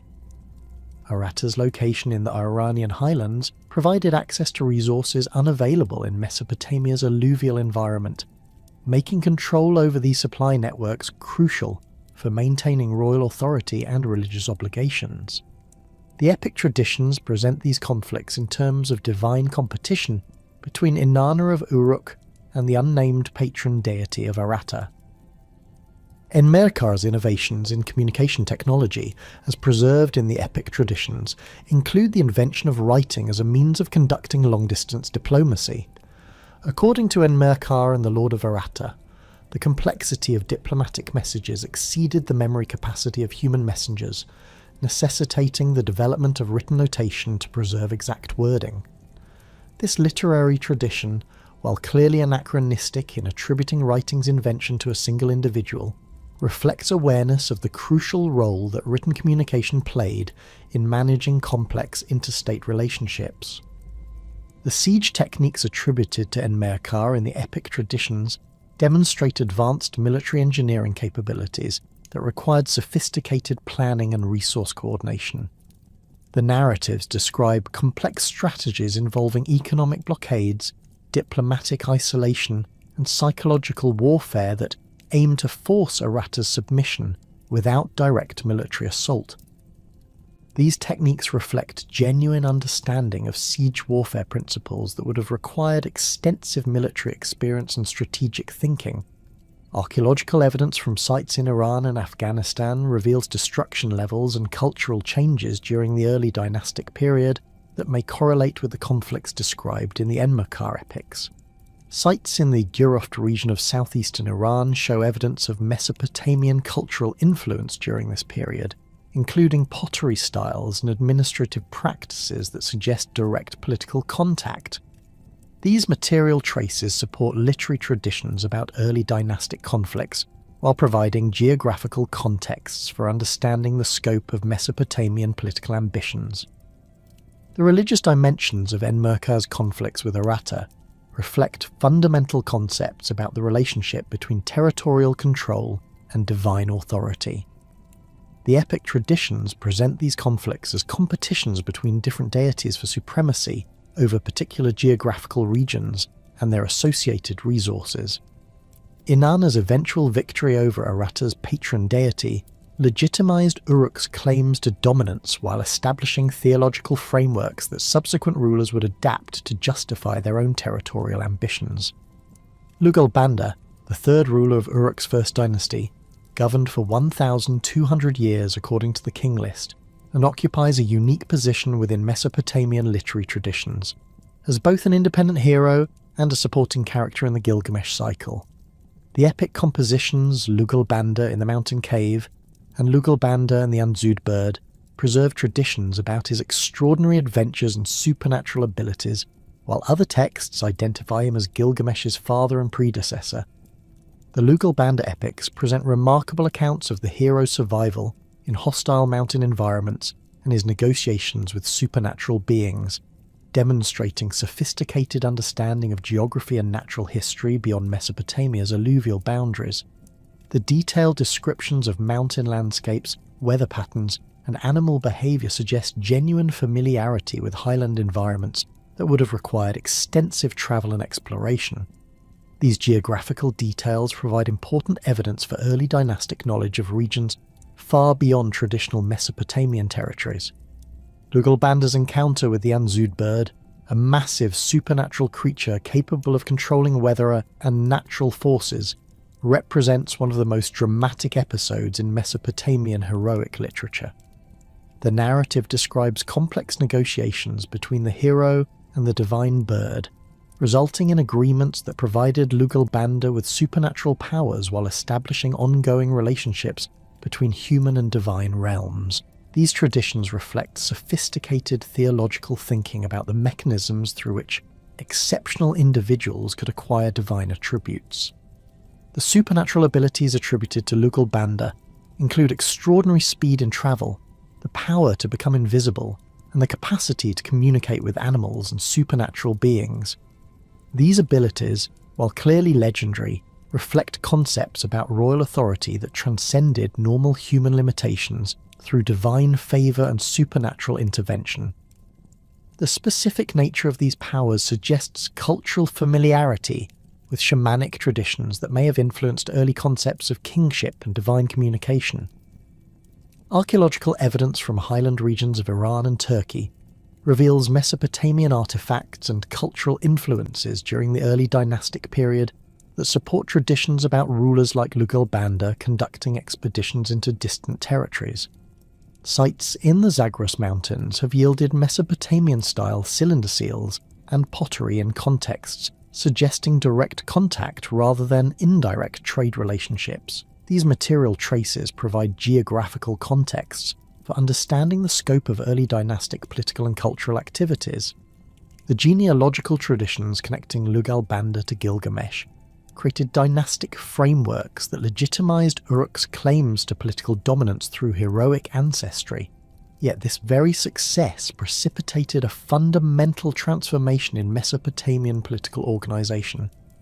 The concentration of power in Uruk during the reigns of these legendary heroes paradoxically triggered the emergence of competing centers of authority that would fragment the region into a complex mosaic of rival dynasties, each claiming legitimate succession to universal kingship while exercising control over increasingly limited territories.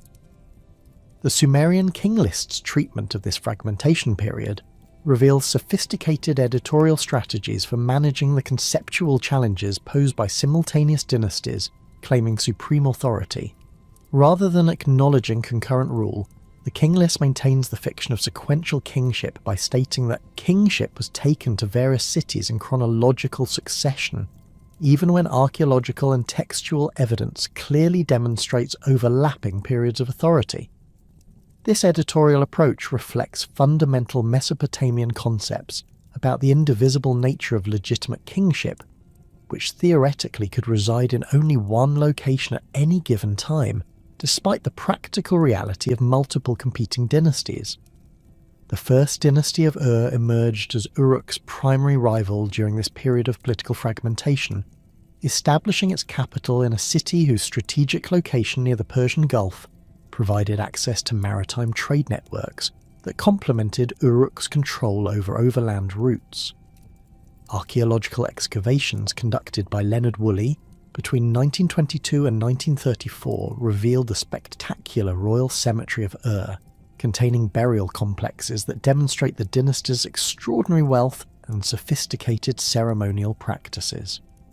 The cemetery's elaborate grave goods, including golden helmets, jewellery and musical instruments, provide material evidence for royal authority that rivaled or exceeded contemporary displays of power at other Mesopotamian centres.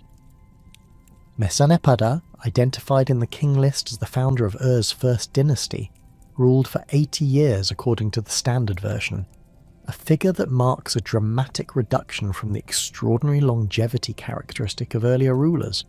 This mathematical shift reflects the King List's recognition that political fragmentation required more realistic temporal frameworks, as competing dynasties could not sustain claims to supernatural longevity when their actual periods of dominance were limited by constant military and diplomatic challenges from rival centres.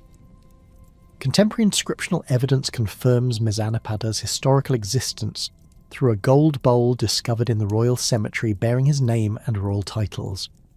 The inscription identifies him as Mesanapada, King of employing formulaic language that demonstrates the development of standardized royal titulature during the early dynastic period.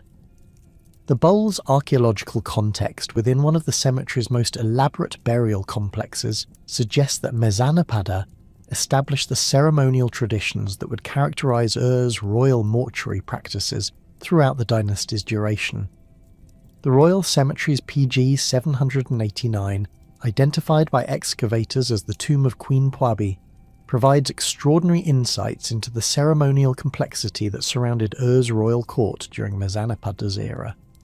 The burial chamber contained the remains of 74 individuals, including soldiers, musicians, and court attendants who apparently accompanied the queen in death through ritual suicide or sacrifice.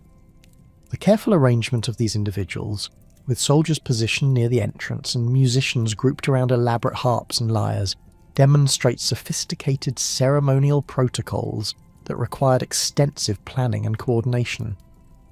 The golden helmet discovered in PG 755, possibly belonging to Mesanapada himself, exhibits remarkable craftsmanship that reveals advanced metalworking techniques and access to precious materials from distant sources. The helmet's construction involved hammering sheet gold over a wooden or leather form, then adding decorative elements including relief patterns that mimicked woven textiles. The technical sophistication required for such work indicates the presence of specialised craftsmen whose skills were supported by royal patronage and access to imported materials. Akalam Dug, whose name appears on a golden helmet from the Royal Cemetery, represents one of the most archaeologically well-documented rulers from this period of political fragmentation. The helmet, discovered in PG 755 alongside elaborate weapons and jewellery, bears an inscription identifying its owner as Akalam Dug, King, though the specific city over which he ruled remains unclear from the archaeological context. The helmet's construction techniques and decorative motifs match those found in other royal cemetery burials, suggesting Akalam Dug's integration within Ur's dynastic traditions, despite possible origins elsewhere. The golden helmet attributed to Akalam Dug demonstrates sophisticated understanding of both practical military requirements and ceremonial display functions. The helmet's shape provides effective protection for the skull and neck while incorporating decorative elements that emphasize the wearer's royal status. The relief patterns hammered into the gold surface create visual textures that would have caught and reflected light during ceremonial occasions, enhancing the psychological impact of royal appearances. The helmet's weight, approximately 2.5 kilograms, indicates that it served primarily ceremonial rather than practical military functions. The weapons discovered alongside Akalam Dug's helmet include spears, daggers, and axes that exhibit similar combinations of functional effectiveness and decorative elaboration. The spear points, crafted from bronze with silver inlay work, demonstrate access to multiple metal sources and sophisticated alloying techniques. The daggers feature handles decorated with geometric patterns and animal motifs that reflect artistic traditions extending across multiple Mesopotamian centres, suggesting cultural exchange despite political fragmentation. The royal cemetery's evidence for human sacrifice accompanying royal burials reveals the extreme measures through which Ur's dynasty asserted its authority during this period of competing claims to legitimacy. The careful positioning of sacrificial victims, their elaborate costume and jewellery, and the apparent voluntary nature of their deaths suggest sophisticated ideological frameworks that convince court personnel to accept death as service to royal authority. These practices demonstrate the dynasty's success in creating loyalty systems that transcended normal social bonds through religious and ceremonial means. Chemical analysis of skeletal remains from the royal cemetery has revealed evidence for the methods used to accomplish mass ritual death, with traces of mercury and other toxic substances suggesting the use of poisons that would have produced relatively peaceful deaths. The absence of trauma marks on most skeletal remains supports interpretations of voluntary participation rather than violent coercion, indicating sophisticated psychological and religious preparation that convinced victims to accept their fate as necessary service to cosmic order. The musical instruments discovered in the royal cemetery, including elaborate harps and lyres decorated with gold and lapis lazuli, provide evidence for sophisticated ceremonial performances that accompanied royal mortuary rituals. The instrument's construction techniques demonstrate advanced woodworking and metalworking skills, while their decorative programs incorporate mythological scenes that connect royal authority to cosmic narratives. The presence of multiple instruments in individual burials suggests ensemble performances that required trained musicians capable of coordinating complex musical arrangements. The Standard of Ur, discovered in the royal cemetery and dating to this period of dynastic fragmentation, provides remarkable visual documentation of the military and ceremonial activities that supported competing claims to political authority. The artifact's two sides present contrasting scenes of warfare and peaceful prosperity, demonstrating the dual foundations of royal power during this period. The war panel depicts organised military formations with standardised equipment and tactical coordination, while the peace panel shows elaborate banquet scenes with exotic foods and beverages that demonstrate access to luxury goods from distant regions. The military scenes on the Standard of Ur reveal sophisticated tactical knowledge and organisational capabilities that enabled relatively small city-states to project power across considerable distances. The infantry formations shown in the artwork demonstrate coordinated movement patterns and standardised equipment that required extensive training and professional military organisation. The presence of wheeled vehicles drawn by equids and carrying spear-armed warriors indicates technological innovations that enhanced battlefield mobility and psychological impact. The banquet scenes complement the military imagery by demonstrating the ceremonial dimensions of royal authority that legitimise political power through religious and social rituals. The elaborate costumes worn by banquet participants, the variety of foods and beverages displayed, and the presence of musical performers all indicate sophisticated court culture that rivaled contemporary developments at other Mesopotamian centres. The integration of military and ceremonial imagery on the same artefact reflects the dual nature of royal authority during this period of political competition.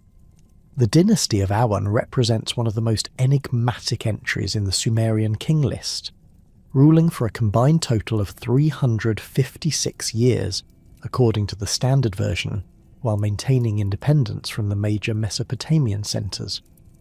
Archaeological evidence for Awan's location points to the Susiana Plain in southwestern Iran, where excavations at Susa and related sites have revealed cultural materials that demonstrate both Mesopotamian influence and distinctive local traditions. The dynasty's inclusion in the King List, despite its non-Mesopotamian location, reflects sophisticated concepts about the geographical scope of legitimate authority and the relationship between cultural influence and political control. The three kings attributed to Awan, Kubaba, Puzur-Suen and Ur-Zababa bear names that incorporate both Mesopotamian and foreign elements, suggesting cultural synthesis that characterised border regions during this period of political fragmentation. Kubaba's name incorporates the Mesopotamian goddess Baba, while maintaining phonetic elements that may derive from non-Mesopotamian linguistic traditions. This nomenclatural pattern reflects the complex cultural negotiations required for rulers governing populations with diverse ethnic and linguistic backgrounds. Archaeological evidence from Susa reveals architectural and artistic traditions that combine Mesopotamian techniques with distinctive local innovations, supporting interpretations of Awan as a culturally hybrid polity that maintained independence while participating in broader Mesopotamian political networks. The site's Proto-Elamite tablets demonstrate the development of independent writing systems that adapted Mesopotamian cuneiform principles to record non-Mesopotamian languages, indicating sophisticated cultural adaptation rather than simple political subordination. The economic foundations of Awan's independence lay in its control over trade routes connecting the Mesopotamian alluvium with the Iranian plateau, providing access to metals, stones and other materials essential for Mesopotamian civilization. Archaeological surveys in the Zagros foothills have identified numerous sites with mixed Mesopotamian and local cultural materials, suggesting extensive commercial networks that operated independently of direct political control by major Mesopotamian centres. These trade relationships provided Awan with economic resources necessary for maintaining military and administrative systems incapable of resisting incorporation into larger political entities. The dynasty of Hamazi presents even greater interpretive challenges, as its geographical location remains uncertain despite extensive scholarly investigation. The King List credits Hamazi with a single ruler, Hadanish, who governed for 360 years before kingship passed to the second dynasty of Uruk. The extraordinary length of this single reign suggests that Hamazi's entry in the King List may represent a compressed version of longer dynastic traditions that were abbreviated during the editorial process. Textual references to Hamazi in other Mesopotamian sources describe it as a distant land associated with exotic materials and unusual customs, suggesting location in highland regions beyond direct Mesopotamian control. The Curse of Agade mentions Hamazi alongside other remote territories that submitted to Sargon of Akkad's imperial authority, indicating that the region maintained sufficient political organisation to warrant specific mention in imperial propaganda. These references suggest that Hamazi represented a significant political entity whose inclusion in the King List reflected genuine historical relationships rather than purely theoretical claims to universal authority. The name Hadanish incorporates linguistic elements that appear non-Mesopotamian in origin, supporting interpretations of Hamazi as a foreign polity whose relationship to Mesopotamian political networks involved cultural translation and diplomatic negotiation. The preservation of this foreign name in Mesopotamian textual traditions indicates respect for Hamazi's political legitimacy despite its cultural distinctiveness, suggesting sophisticated concepts about the relationship between ethnic identity and political authority.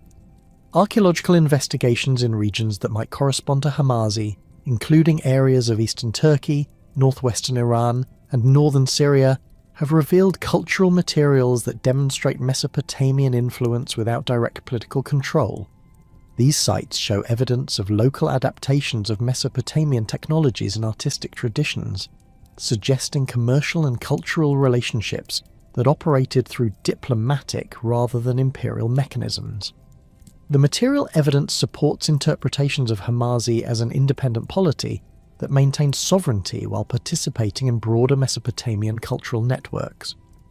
The third dynasty of Kish emerged as another major competitor during this period of political fragmentation, establishing its authority through claims of continuity with the city's earlier hegemonic traditions, while adapting to the changed political landscape created by multiple competing centres. The dynasty's 7 rulers governed for a combined total of 491 years according to the King List, with individual reign lengths that reflect the continued evolution towards more realistic temporal frameworks, while maintaining claims to supernatural authority. Kubaba, identified as the sole female ruler mentioned in the Sumerian King List, established the 3rd dynasty of Kish and ruled for 100 years according to the standard version.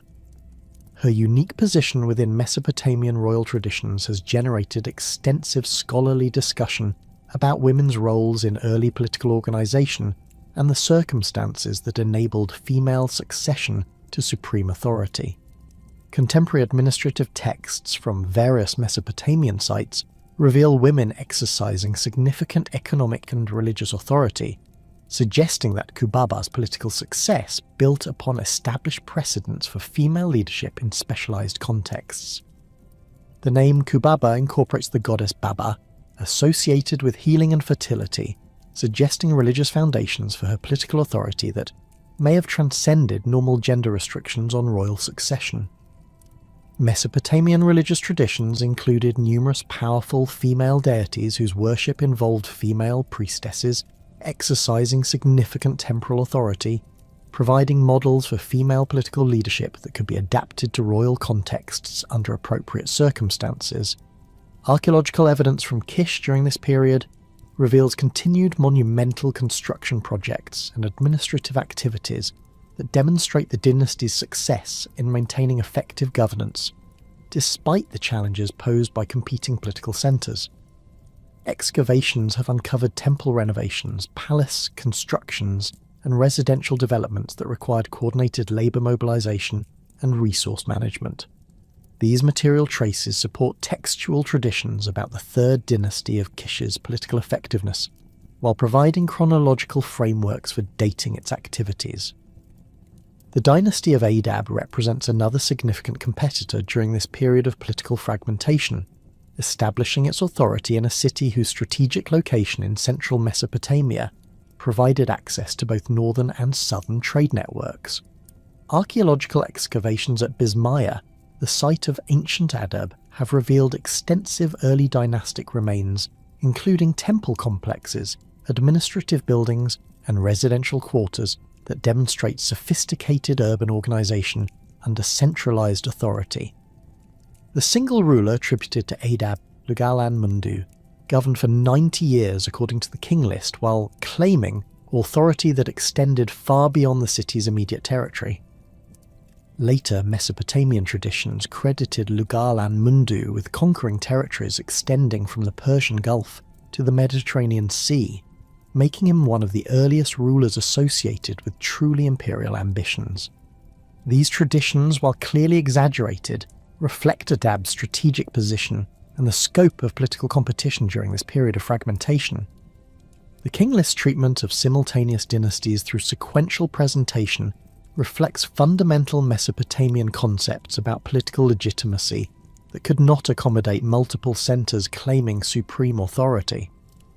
The theoretical framework of universal kingship, established during the antediluvian period and maintained through subsequent dynasties, required editorial strategies that preserved the fiction of undivided sovereignty while acknowledging the practical reality of political competition.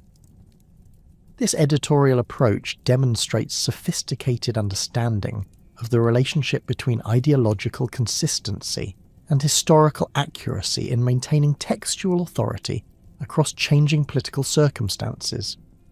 The editorial complexities surrounding simultaneous dynasties in the Sumerian King List pale in comparison to the revolutionary transformation that occurred with the rise of Sargon of Akkad, whose conquest of Mesopotamia around 2334 BC fundamentally altered not only the political landscape, but the very conception of kingship itself. The King List's incorporation of this Semitic dynasty into its traditionally Sumerian framework represents one of the most sophisticated examples of historical adaptation in ancient Near Eastern literature, demonstrating how established textual traditions could absorb and legitimize radical political changes while maintaining their essential ideological functions.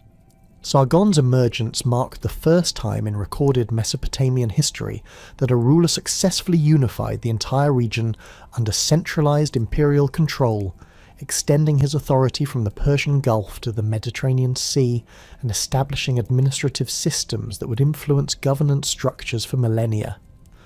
The archaeological record reveals the scope of this transformation through synchronized changes in material culture across dozens of sites, including standardized pottery styles, uniform administrative practices, and architectural techniques that demonstrate coordinated imperial policy rather than gradual cultural diffusion.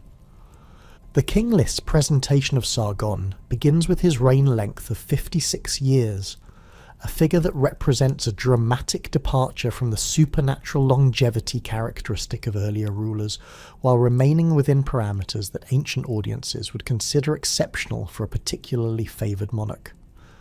This mathematical precision reflects the King List's evolution toward incorporating genuinely historical figures whose reigns could be verified through contemporary documentation and cross-referenced with records from multiple sources.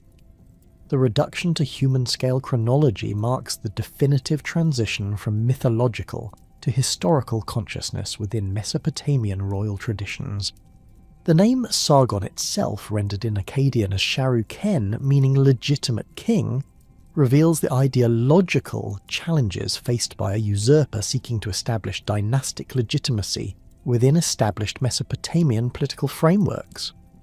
Unlike previous rulers whose authority derived from hereditary succession or divine appointment to traditional city-state thrones, Sargon created his legitimacy through military conquest and administrative innovation. The choice of a throne name emphasizing legitimacy suggests awareness of potential challenges to his authority based on his non-traditional path to power. Contemporary inscriptions from Sargon's reign, including the Basetki statue base discovered in northern Iraq, provide crucial insights into the king's self-presentation and the ideological frameworks he employed to justify imperial authority. The inscription describes Sargon as King of Akkad and claims that he conquered the land from the rising of the sun to the setting of the sun, employing cosmic imagery that connected his terrestrial achievements to divine order. This rhetorical strategy adapted traditional Mesopotamian concepts of universal kingship to legitimize unprecedented territorial expansion. The city of Akkad, which Sargon established as his capital, represented a radical departure from traditional Mesopotamian urban organization through its creation as a purpose-built imperial center rather than evolution from existing religious or commercial foundations. Archaeological efforts to locate Akkad have proven unsuccessful despite extensive surveys across northern Babylonia, but textual evidence suggests the city incorporated innovative urban planning concepts that reflected imperial administrative requirements. The capital's design apparently included specialized districts for different ethnic and linguistic communities, administrative complexes capable of managing empire-wide communications, and military installations that could support rapid deployment of forces across vast territories. The Akkadian language, a Semitic tongue distinct from Sumerian, became the medium of imperial administration and diplomacy throughout Sargon's domains, establishing linguistic frameworks that would influence Near Eastern political communication for over 2 millennia.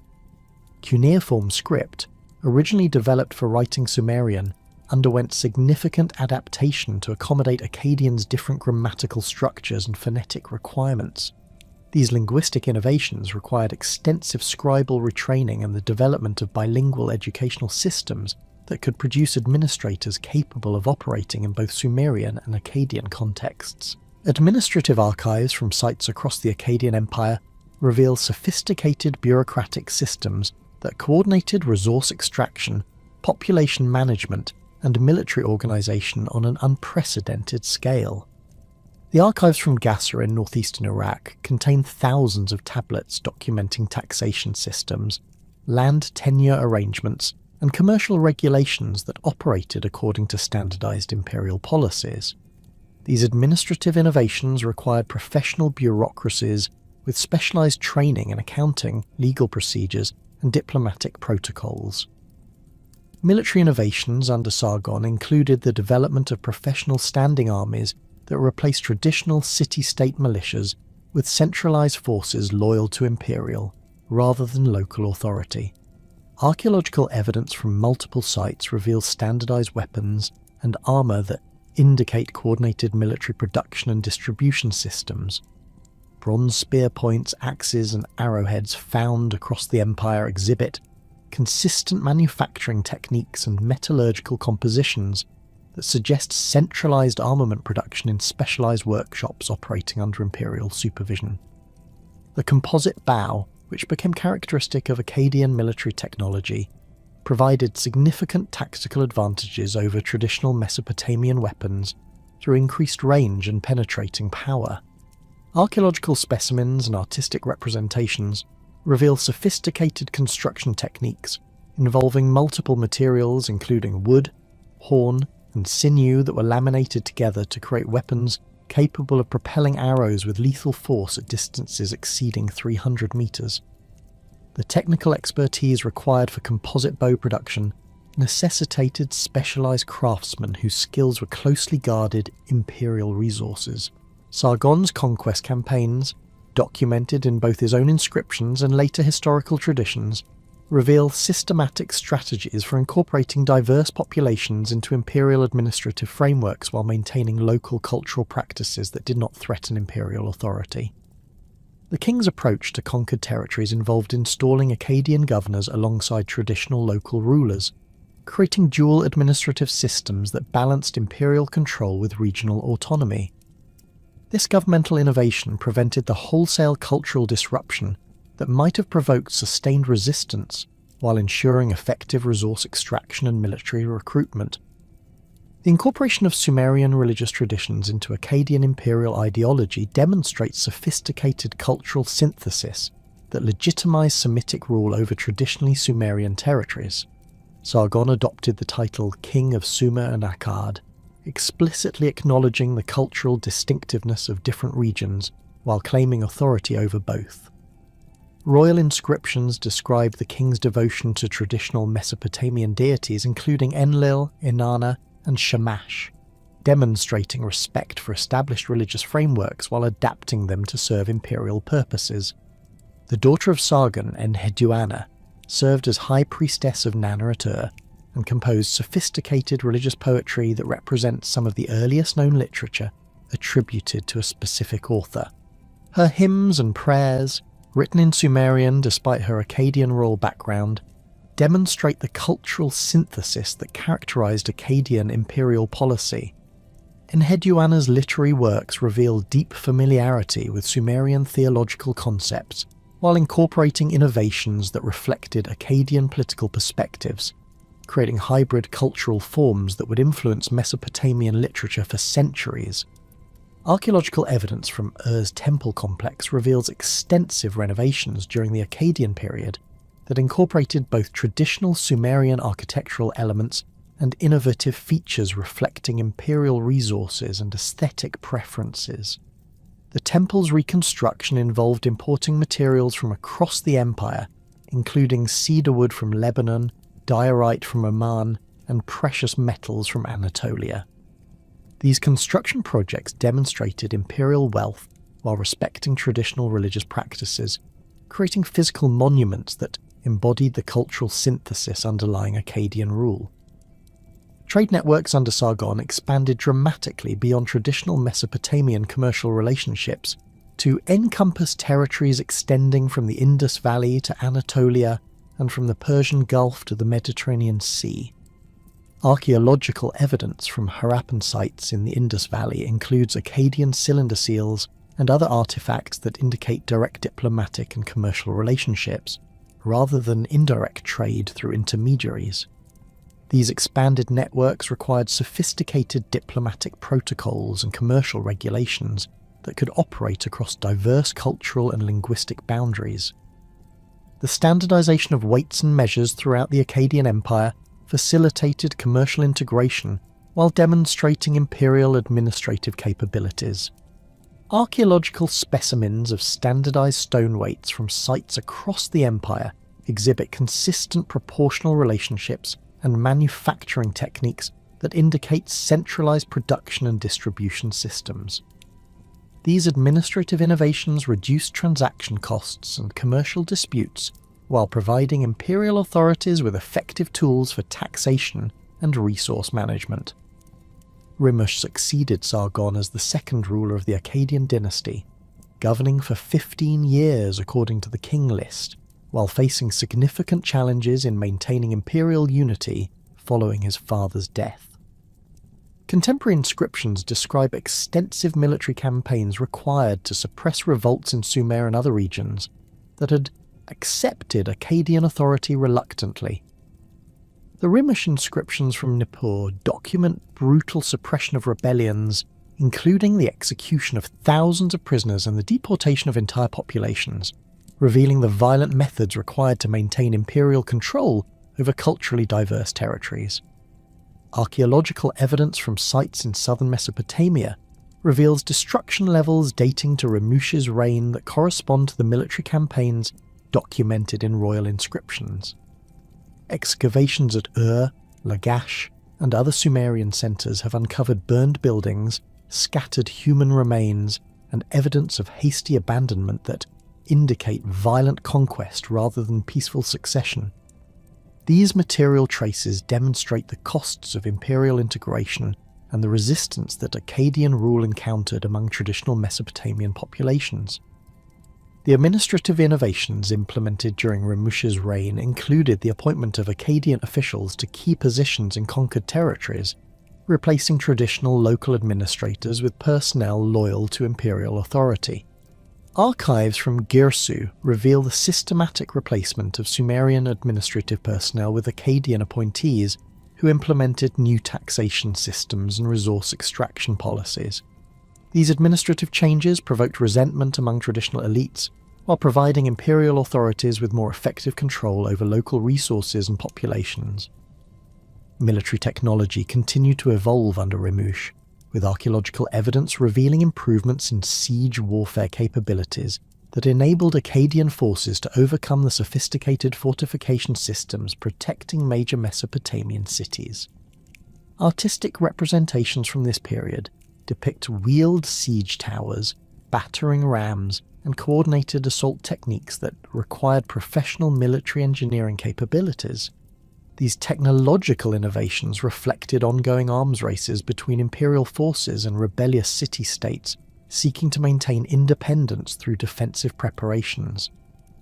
Manishtushu, the third Akkadian ruler, governed for 15 years according to the King List, while conducting extensive military campaigns that expanded imperial territory into previously unconquered regions, including Elam and parts of Anatolia.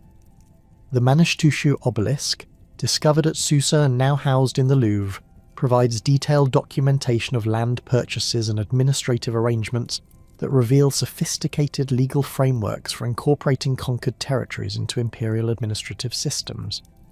The obelisk's cuneiform text records the acquisition of extensive agricultural estates through purchase rather than confiscation, demonstrating imperial policies designed to minimize local resistance through compensation rather than simple appropriation. The legal innovations documented in the Manishtushu obelisk include standardized procedures for property transfer, witness requirements, and dispute resolution mechanisms that operated across cultural and linguistic boundaries. These legal frameworks required professional judicial systems with expertise in both Sumerian and Akkadian legal traditions, creating hybrid jurisprudence that could accommodate diverse local customs while maintaining imperial authority. The obelisk's detailed records demonstrate the administrative sophistication required for managing an empire encompassing dozens of distinct cultural communities. Archaeological surveys in regions conquered during Manishtushu's reign reveal extensive infrastructure development projects including road construction, irrigation system expansion, and fortification building that facilitated imperial administration and defense. These projects required coordinated labor mobilization on an unprecedented scale, with evidence suggesting the systematic deployment of workers from across the empire to construction sites far from their home territories. The infrastructure developments demonstrate imperial capabilities for long-term territorial integration rather than simple resource extraction. Commercial expansion under Manishtushu included the establishment of Akkadian trading posts in distant regions, including the Persian Gulf Islands and Anatolian highland communities. Archaeological evidence from Dilmun reveals Akkadian administrative facilities and residential quarters that housed permanent imperial representatives responsible for managing commercial relationships with local populations. These trading posts required sophisticated logistical support systems, including regular supply shipments, communication networks, and military protection against local threats. Naram Sin, whose name means beloved of Sin, the moon god, ruled the Akkadian Empire for 56 years according to the King List, while implementing the most radical innovations in royal ideology documented in Mesopotamian history. Unlike his predecessors who claimed divine favour and appointment, Naram Sin declared himself an actual god, adopting the divine determinative in cuneiform writing and commissioning artistic representations that depicted him with horned crowns traditionally reserved for deities. This ideological transformation represented a fundamental departure from traditional Mesopotamian concepts of kingship that maintained clear distinctions between mortal rulers and immortal gods. The victory stele of Naram Sin, discovered at Susa where it had been taken as war booty by Elamite conquerors, provides remarkable visual documentation of the king's divine self-presentation and military achievements. The stele depicts Naram Sin wearing the horned crown of divinity, while leading Akkadian forces against the Lulubi people of the Zagros Mountains. The The artistic composition places the divine king at the apex of a mountain landscape, with enemy forces scattered below and celestial symbols overhead, creating a cosmic framework that presents military victory as divine intervention in earthly affairs. Archaeological evidence from multiple sites reveals extensive temple construction projects dedicated to the worship of Naram Sin as a living god, including installations at Akkad, Nippur, and other major centres. These temples incorporated traditional Mesopotamian architectural elements, while introducing innovations that reflected the unique requirements of divine kingship. The temple complexes included specialised facilities for royal cult activities, residential quarters for priestly personnel, and administrative offices for managing the economic resources required to support divine worship. The administrative implications of divine kingship included the development of new bureaucratic procedures for managing the relationship between traditional religious institutions and the royal cult. Archives from this period reveal complex negotiations between established temple hierarchies and royal administrators seeking to integrate divine kingship into existing religious frameworks. These negotiations required sophisticated theological reasoning and diplomatic skills to avoid conflicts that might have undermined either traditional religious authority or imperial political control. Military campaigns under Naram Sin extended Akkadian authority into regions that had never before acknowledged Mesopotamian political control, including parts of the Iranian Plateau, Anatolian highlands, and Syrian territories. The scope of these conquests required logistical capabilities that exceeded anything previously documented in Near Eastern history, with archaeological evidence revealing supply depots, communication networks, and garrison installations extending across thousands of kilometres. These military achievements demonstrated the organisational capabilities that divine kingship ideology was designed to legitimise and sustain. The Curse of Agade, a literary composition probably dating to the Erd III period, preserves traditions about Naram Sin's conflicts with traditional religious authorities and the divine punishment that allegedly resulted from his hubris. According to this narrative, Naram Sin's destruction of Enlil's temple at Nippur provoked divine wrath that manifested through Gutian invasions and the eventual collapse of Akkadian imperial authority. While clearly influenced by later political perspectives, this literary tradition reflects genuine tensions between innovative royal ideology and conservative religious establishments during Naram Sin's reign. Archaeological evidence from Nippur reveals destruction levels dating to the late Akkadian period that may correlate with the temple destruction described in the Curse of Agade. Excavations have uncovered burned buildings, scattered architectural elements, and evidence of hasty abandonment that indicate violent destruction rather than gradual decay.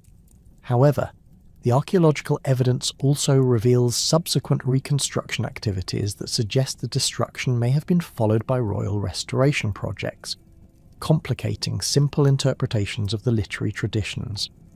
The development of imperial art under Naram Sin included innovative techniques for representing divine kingship that influenced Near Eastern artistic traditions for centuries.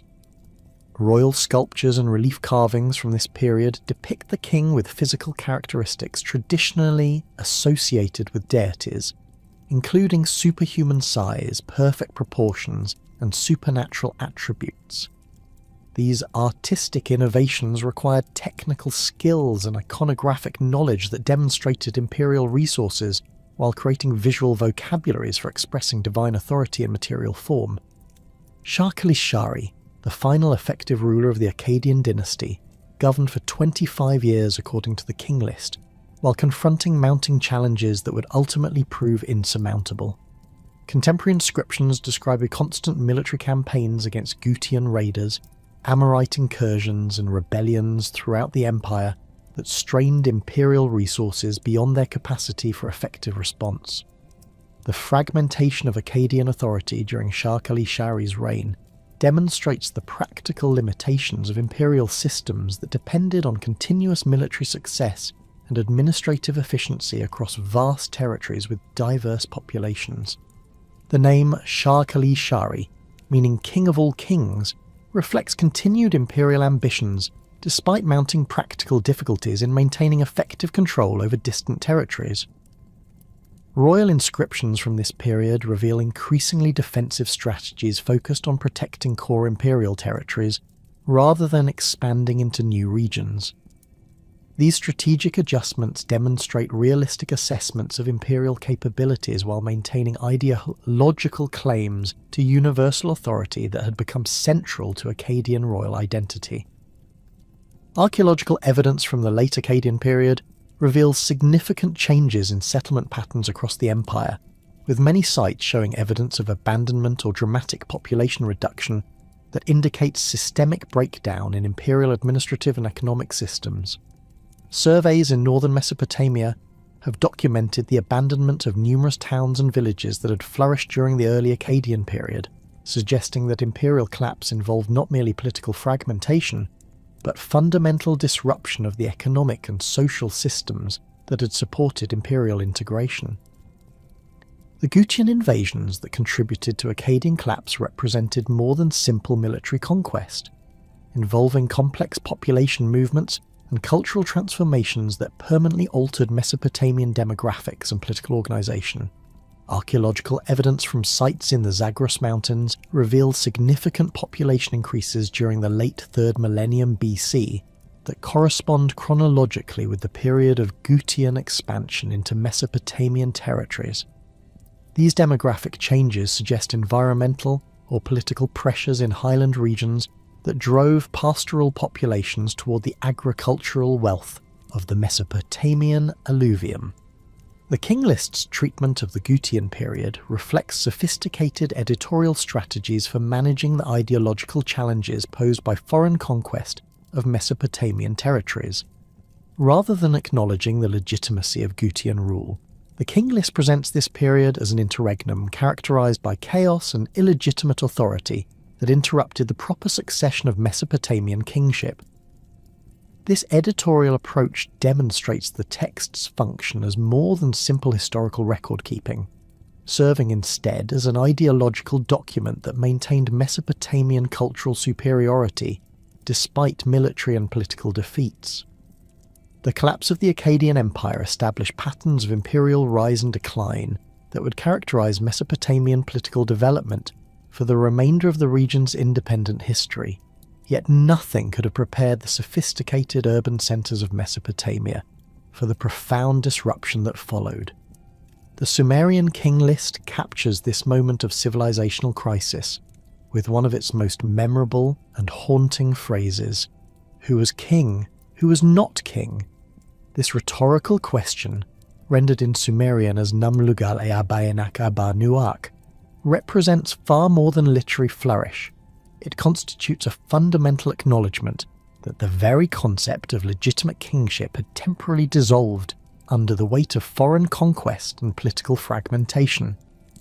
The phrase appears in the King List treatment of the immediate aftermath of Shah Kali Shari's death, when Akkadian imperial authority fragmented into competing claims by pretenders whose legitimacy remained questionable even to contemporary observers. Archaeological evidence from sites across northern Mesopotamia reveals a pattern of settlement abandonment and urban decline that corresponds chronologically with this period of political uncertainty. Excavations at Tel Leilan in northeastern Syria have uncovered clear evidence of systematic abandonment around 2200 BC, with residential quarters left partially furnished and administrative buildings containing scattered tablets that suggest hasty evacuation rather than gradual decline. The King List's editorial strategy for managing this crisis involves acknowledging the breakdown of normal succession patterns while maintaining the theoretical framework of legitimate kingship that formed the document's ideological foundation. Rather than simply omitting this chaotic period, the compilers chose to document the crisis explicitly, creating a literary monument to political failure that served as a cautionary tale about the consequences of departing from proper governmental traditions. This editorial decision demonstrates sophisticated understanding of how historical narratives could serve didactic purposes beyond simple record-keeping. The 4 individuals mentioned as ruling during this anarchic period Igigi, Nanum, Imi, and Ululu, governed for a combined total of only 6 years according to the King List, suggesting either extremely brief reigns or possibly overlapping claims to authority that prevented any single ruler from establishing effective control. The brevity of these reigns reflects the practical impossibility of maintaining centralized authority without the administrative systems and military resources that had supported Akkadian imperial power. Contemporary administrative texts from this period become increasingly rare, indicating the breakdown of bureaucratic systems that had facilitated complex governmental operations. Archaeological surveys across the former Akkadian territories reveal evidence of widespread urban decline during this transitional period, with many sites showing signs of population dispersal and economic disruption that extended far beyond simple political change. The abandonment of irrigation systems in northern Mesopotamia created agricultural crises that forced populations to relocate or adopt different subsistence strategies. Paleoclimatic data from this period indicates severe drought conditions that exacerbated the political instability by reducing agricultural productivity and straining the economic foundations of urban civilization. The Gutians emerge from this chaos as the King List's explanation for Mesopotamia's political and cultural crisis, though their actual historical role remains more complex than the document's ideological presentation suggests. The King List identifies 21 Gutian rulers who collectively governed for 124 years and 40 days, providing a chronological framework that transforms chaotic foreign occupation into a manageable historical period, with clear beginning and ending points. This editorial transformation demonstrates the compiler's skill in integrating traumatic historical experiences into coherent narrative structures that maintained ideological consistency while acknowledging practical realities. The geographical origins of the Gutians lay in the Zagros Mountains of western Iran, where archaeological evidence reveals pastoral societies that had maintained complex relationships with Mesopotamian urban centres for centuries before their political ascendancy. Excavations at sites like Godin Tepe have uncovered material culture that demonstrates familiarity with Mesopotamian technologies and artistic traditions, suggesting that the Gutians were not the primitive barbarians portrayed in later Mesopotamian propaganda, but rather sophisticated highland societies with their own political and economic systems. The first Gutian ruler listed in the King List, Inkishush, governed for 6 years according to the standard version, establishing his authority over territories that had recently acknowledged Akkadian imperial control. The name Inkishush incorporates linguistic elements that appear non-Mesopotamian in origin, supporting interpretations of the Gutians as ethnically distinct populations whose political success required adaptation to Mesopotamian governmental traditions rather than simple military occupation. Contemporary administrative texts from sites under Gutian control reveal continued use of cuneiform writing and Akkadian legal formulas, indicating cultural synthesis rather than wholesale replacement of existing systems. Zarlagab ruled for 6 years according to the King List, maintaining the pattern of relatively brief reigns that characterizes the entire Gutian period. The shortness of these reigns may reflect internal political instability within Gutian society, where leadership remained contested among competing clans or tribal groups that had participated in the original conquest of Mesopotamian territories. Alternatively, the brief reigns might indicate Mesopotamian resistance that prevented Gutian rulers from establishing stable, long-term authority over their conquered territories. Shulm governed for 6 years, continuing the mathematical pattern that suggests either formulaic assignment of reign lengths or genuine political instability that prevented rulers from maintaining power for extended periods. Archaeological evidence from sites in northern Mesopotamia reveals continued occupation during the Gutian period, but with material culture that shows increasing influence from highland traditions. Pottery styles, burial practices, and architectural techniques from this period demonstrate cultural mixing that reflects the integration of Gutian populations into existing Mesopotamian communities. Silulumesh ruled for 6 years according to the King List, bearing a name that incorporates elements possibly related to the Mesopotamian hero Gilgamesh, while maintaining distinctive phonetic characteristics that suggest Gutian linguistic influence. This nomenclatural pattern reflects the complex cultural negotiations required for foreign rulers governing Mesopotamian populations, where political legitimacy required demonstration of respect for local traditions while maintaining ethnic identity and highland cultural connections. The uniformity of 6-year reigns for the first several Gutian rulers suggests either deliberate editorial patterning by the King List's compilers or genuine historical patterns that reflected institutional constraints on royal authority within Gutian political systems.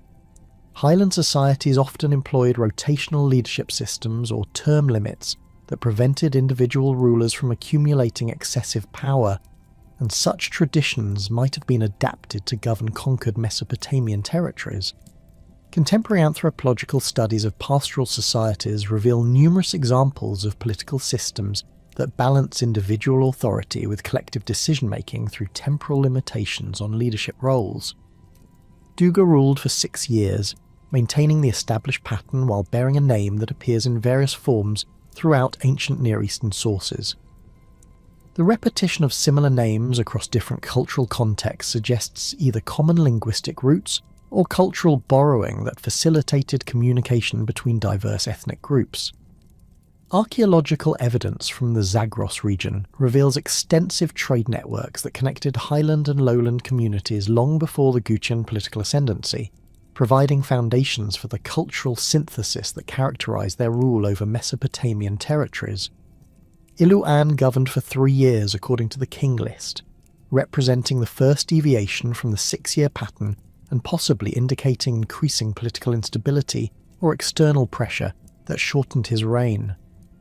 The name Ilu-An incorporates the Mesopotamian divine element An, suggesting either cultural adaptation by Gutian rulers or the emergence of hybrid political identities that combined highland and lowland traditions. This nomenclatural evolution reflects the ongoing process of cultural integration that characterized Gutian rule over Mesopotamian populations.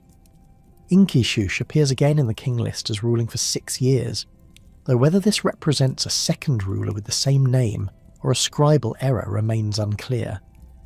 The repetition of names within dynastic sequences occurs frequently in ancient Near Eastern royal lists, often reflecting naming patterns that honoured successful predecessors or maintained family traditions across generations. Archaeological evidence suggests that Gutian political organisation involved extended kinship networks that might have produced multiple rulers bearing similar names within relatively short time periods.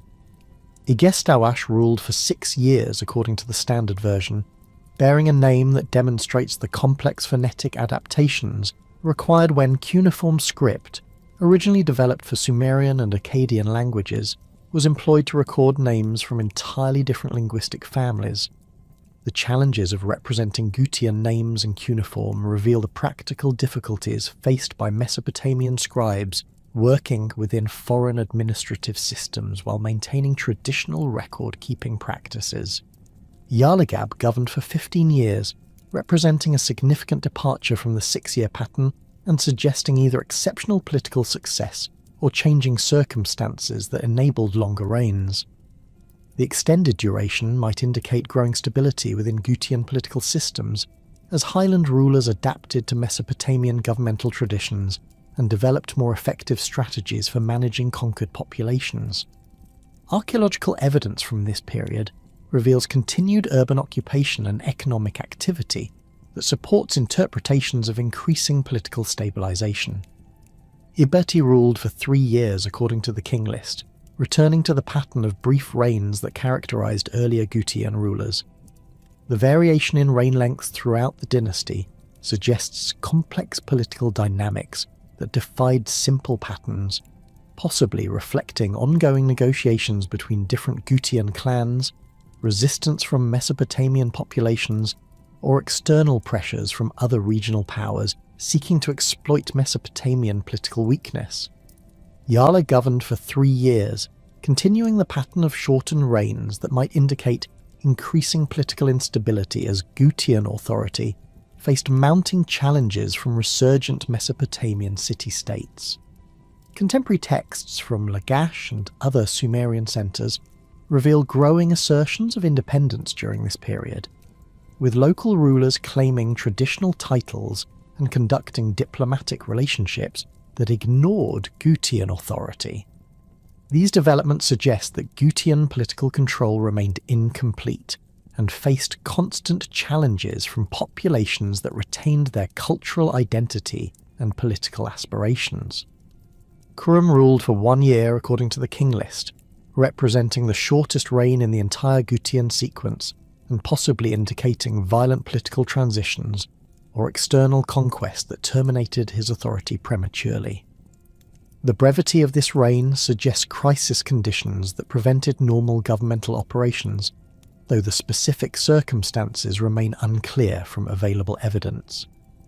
Archaeological sites from this period occasionally reveal destruction levels that might correlate with political violence, though the chronological precision required for definitive correlations exceeds the resolution of current dating techniques.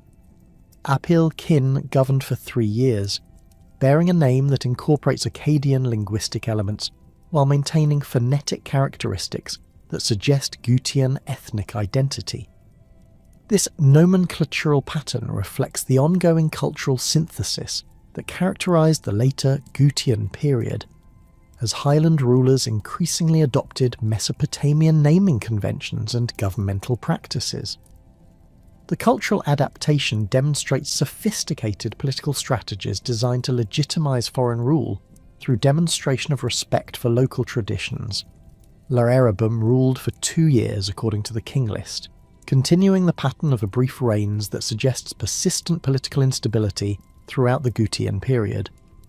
The shortness of these later reigns might indicate growing pressure from resurgent Mesopotamian powers that were beginning to challenge Gutian authority more effectively. Archaeological evidence from Sumerian sites reveals increasing prosperity and political organisation during the later Gutian period, suggesting that local populations were recovering from the initial disruption of foreign conquest. Uruk governed for 2 years, maintaining the pattern of abbreviated reigns, while bearing a name that appears to incorporate elements from both Gutian and Mesopotamian linguistic traditions. This cultural synthesis reflects the complex identity negotiations required for rulers governing ethnically diverse populations, with different cultural expectations about legitimate authority. The integration of naming elements from multiple traditions demonstrates sophisticated understanding of the symbolic dimensions of political legitimacy. Ibranum ruled for 1 year according to the standard version, representing another extremely brief reign that suggests continuing political instability or violent succession patterns. The frequency of short reigns throughout the Gutian period indicates systemic problems in establishing stable governmental authority, whether due to internal conflicts among Gutian groups, resistance from Mesopotamian populations, or external pressures from neighbouring powers seeking to exploit regional weakness. Hablum governed for 2 years, continuing the pattern of brief reigns while bearing a name that demonstrates the ongoing challenges of representing non-Mesopotamian linguistic elements in cuneiform script. The phonetic adaptations required for recording Gutian names reveal the practical difficulties faced by administrative systems designed for different languages when adapted to serve foreign governmental needs. These linguistic challenges reflect broader cultural negotiations required for effective cross-ethnic administration. Puzur-Suen ruled for 7 years according to the King List, representing one of the longer reigns in the Gutian sequence, and bearing a name that incorporates the Mesopotamian divine element Suen.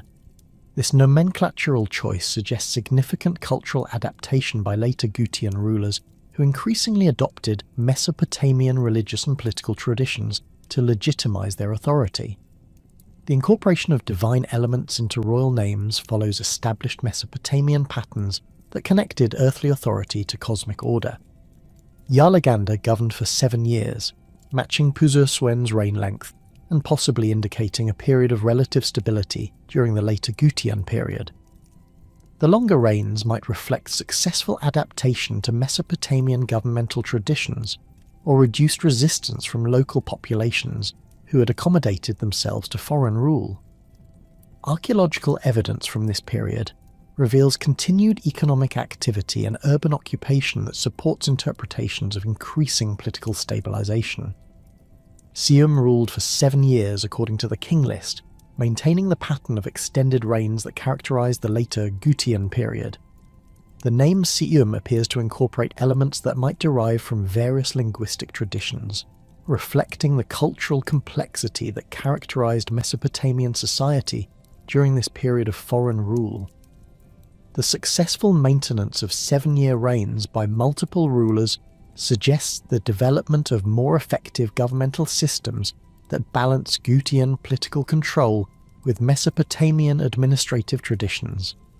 Tirigan emerges as the final and most historically significant Gutian ruler, governing for 40 days according to the King List before his defeat by Utu-Hagel of Uruk.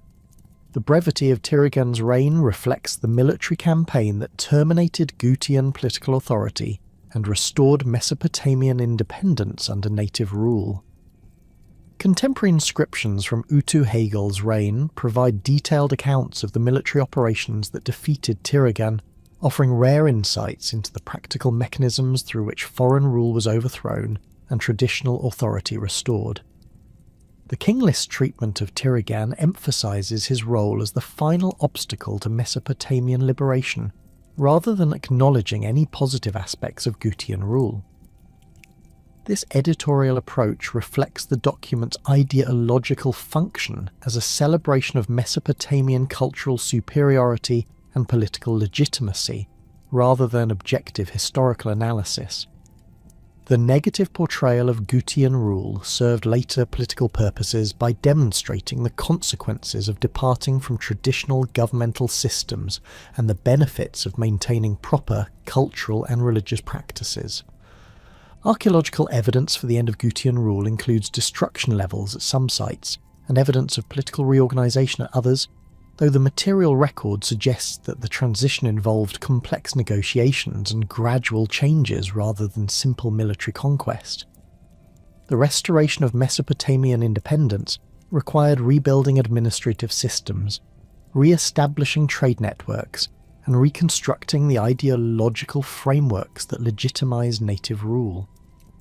These reconstruction efforts drew heavily upon pre-Gutian traditions, while incorporating innovations developed during the period of foreign occupation. The Gutian interregnum served crucial ideological functions in later Mesopotamian historical thought by providing a negative example against which subsequent achievements could be measured. The period became a symbol of cultural decline and political chaos that resulted from abandoning traditional values and governmental practices.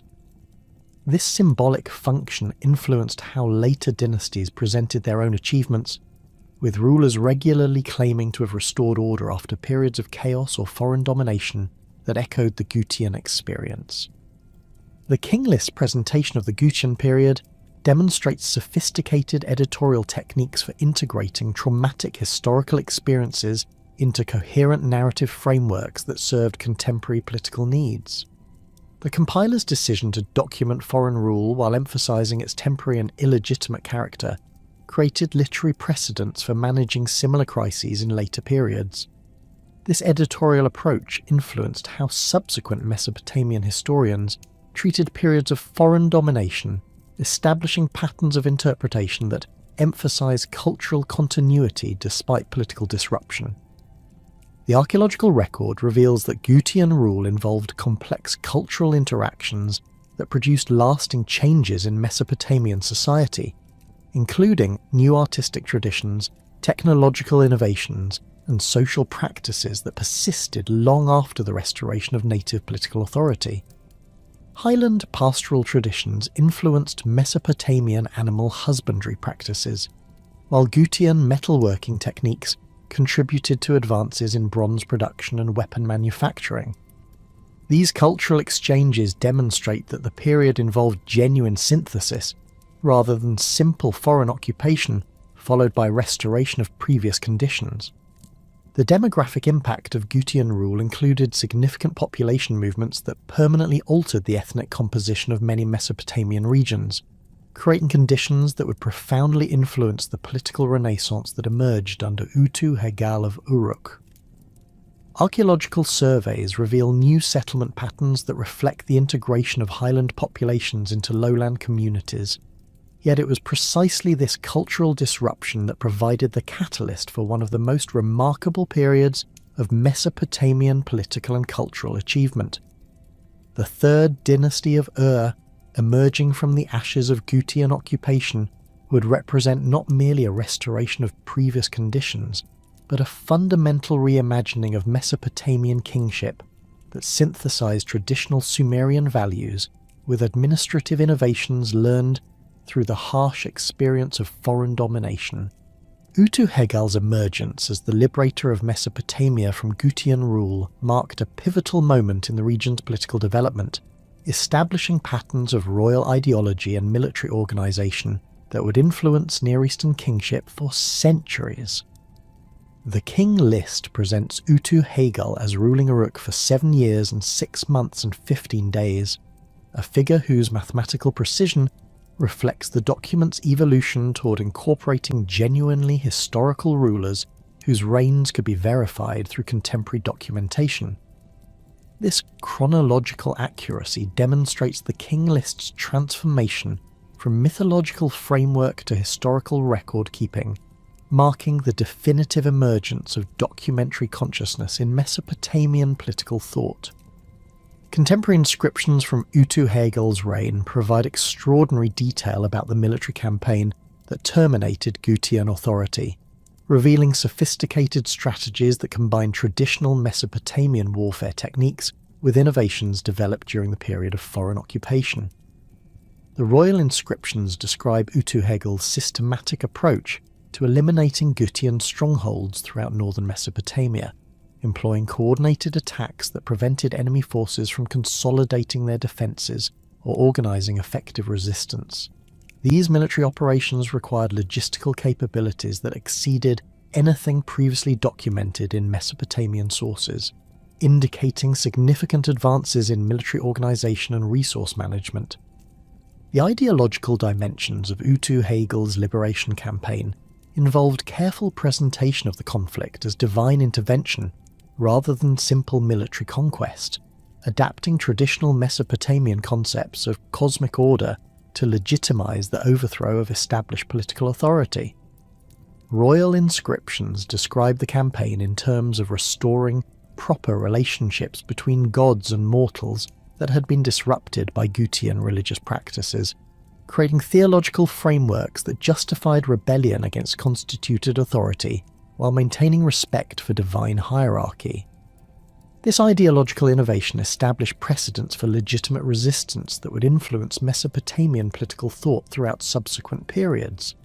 Archaeological evidence from sites across northern Mesopotamia reveals the scope of destruction and reconstruction that accompanied Utu-Hegal's military operations, with many settlements showing clear evidence of violent conquest followed by systematic rebuilding according to traditional Mesopotamian architectural principles.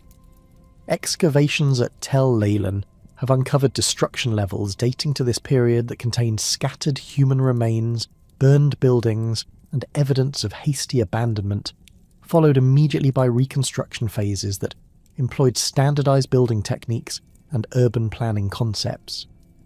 These material traces demonstrate the thoroughness of Utu-Hegal's military success, while revealing his commitment to restoring traditional Mesopotamian cultural practices.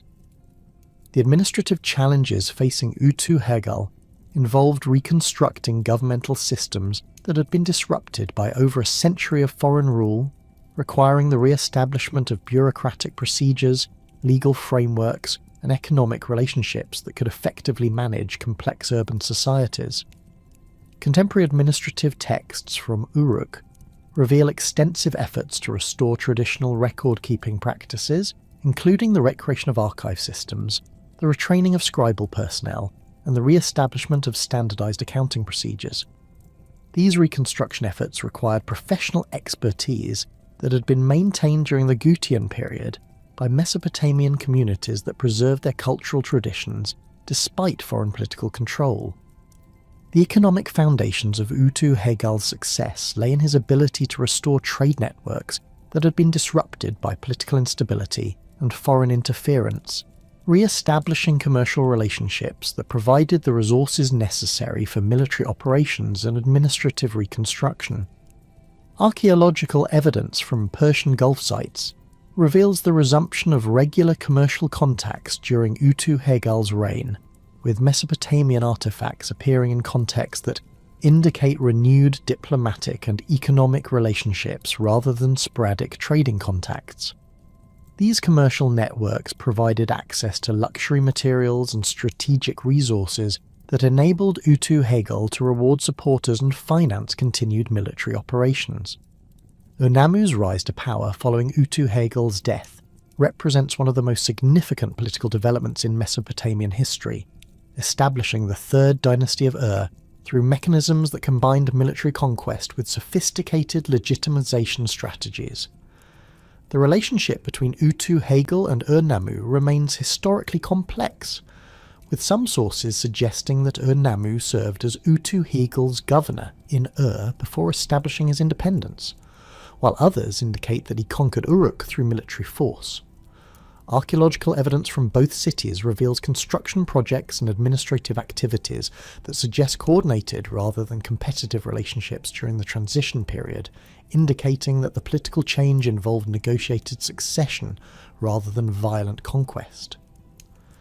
The King List presents Urnamu as the founder of Ur's third dynasty, ruling for 18 years and establishing governmental innovations that would influence Mesopotamian political organization for centuries. Contemporary inscriptions reveal Urnamu's systematic approach to creating imperial authority that extended beyond traditional city-state boundaries while maintaining respect for local customs and religious traditions.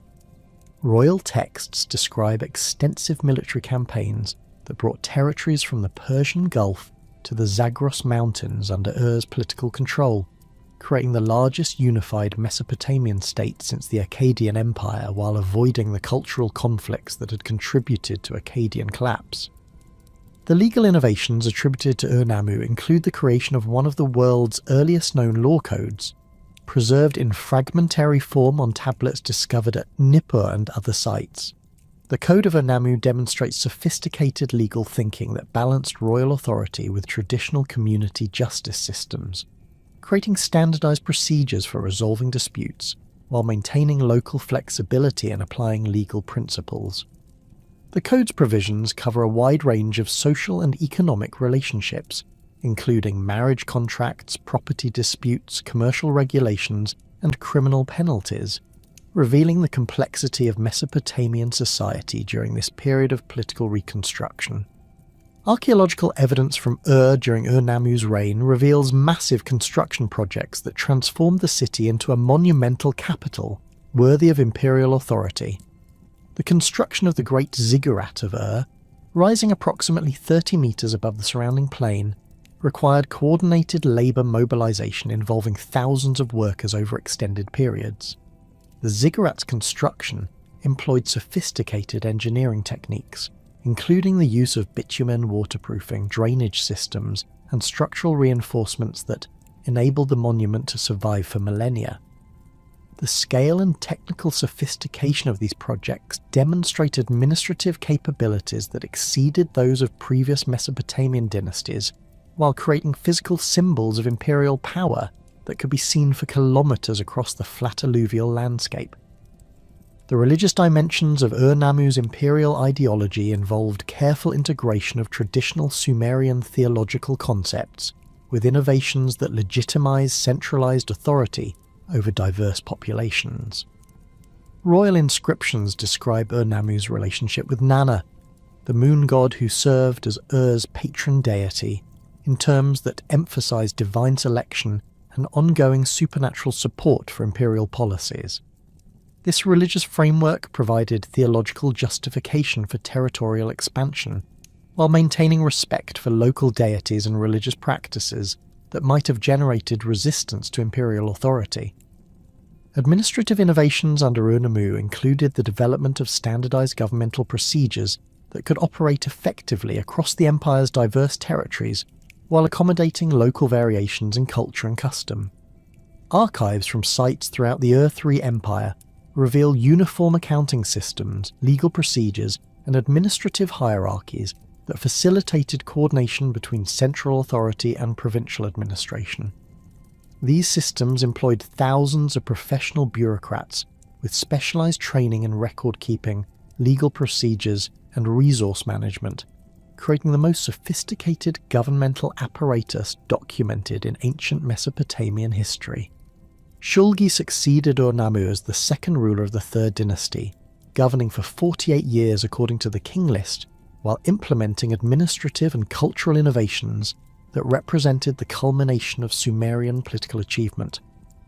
Contemporary sources reveal Shulgi's extraordinary personal capabilities, including claims to literacy in multiple languages, mathematical expertise, and athletic prowess that enabled him to run the 200-kilometre distance between Nippur and Ur in a single day.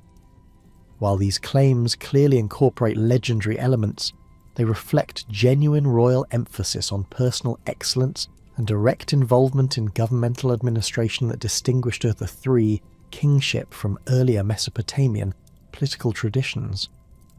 The administrative archives from Shulgi's reign, numbering in the tens of thousands of tablets discovered at sites throughout the empire, provide unprecedented documentation of ancient governmental operations and economic management.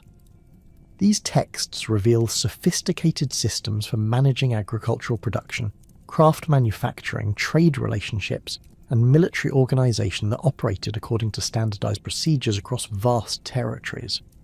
The Drehem Archive, documenting the administration of a livestock centre that supplied animals for religious sacrifices throughout the empire, contains over 14,000 tablets that detail the complex logistics required for coordinating religious observances across dozens of cities and temples. Military innovations under Shulgi included the creation of professional standing armies that replaced traditional city-state militias with centralised forces loyal to imperial rather than local authority. Archaeological evidence reveals standardised weapons and equipment that indicate coordinated military production and distribution systems, while administrative texts document the systematic recruitment, training and deployment of military personnel across the empire. These military reforms enabled Shulgi to conduct extensive campaigns that extended Ur-3 authority into previously unconquered territories while maintaining effective control over existing imperial domains. The cultural achievements of Shulgi's reign included patronage of literature, music, and scholarship that produced some of the most sophisticated artistic works in Mesopotamian history. Royal inscriptions describe Shulgi's personal involvement in literary composition, mathematical research, and musical performance, creating cultural frameworks that emphasized intellectual achievement alongside military and administrative success. The hymns composed in Shulgi's honour demonstrate sophisticated literary techniques and theological concepts that influenced Mesopotamian religious thought for centuries, while mathematical texts from this period reveal advances in numerical calculation and geometric analysis that provided foundations for later scientific developments. Educational innovations under Shulgi included the expansion of scribal schools and the standardization of curricula that produced professional administrators capable of managing complex governmental operations. Archaeological evidence from Eduba installations reveals standardized teaching materials, practice texts, and examination procedures that ensured consistent training across the empire. These educational systems produced the professional bureaucrats whose administrative skills enabled the Ur-3 state to achieve unprecedented levels of governmental efficiency and territorial control. Amar-Sin succeeded Shulgi as the third ruler of the dynasty, governing for 9 years according to the King List, while maintaining the administrative systems and territorial extent achieved by his predecessor. Contemporary sources reveal Amar-Sin's continuation of Shulgi's policies regarding military organisation, administrative standardization, and cultural patronage, though with less personal involvement in intellectual activities and more emphasis on traditional royal functions, including ceremonial duties and diplomatic relationships. The relative brevity of Amarsin's reign reflects either natural death or political circumstances that prevented extended rule, though administrative continuity during the transition suggests stable governmental institutions that could function effectively despite changes in royal leadership. Administrative texts from Amarsin's reign reveal continued expansion of bureaucratic systems and increasing complexity in governmental operations that required ever more sophisticated record-keeping and coordination procedures. The Pusrishtigan archive, documenting the administration of another major livestock centre, contains thousands of tablets from this period that detail the intricate logistics required for managing religious and ceremonial activities across the empire. These documents reveal the enormous resources devoted to maintaining proper relationships with divine powers through elaborate ritual observances that required coordination between central and provincial authorities.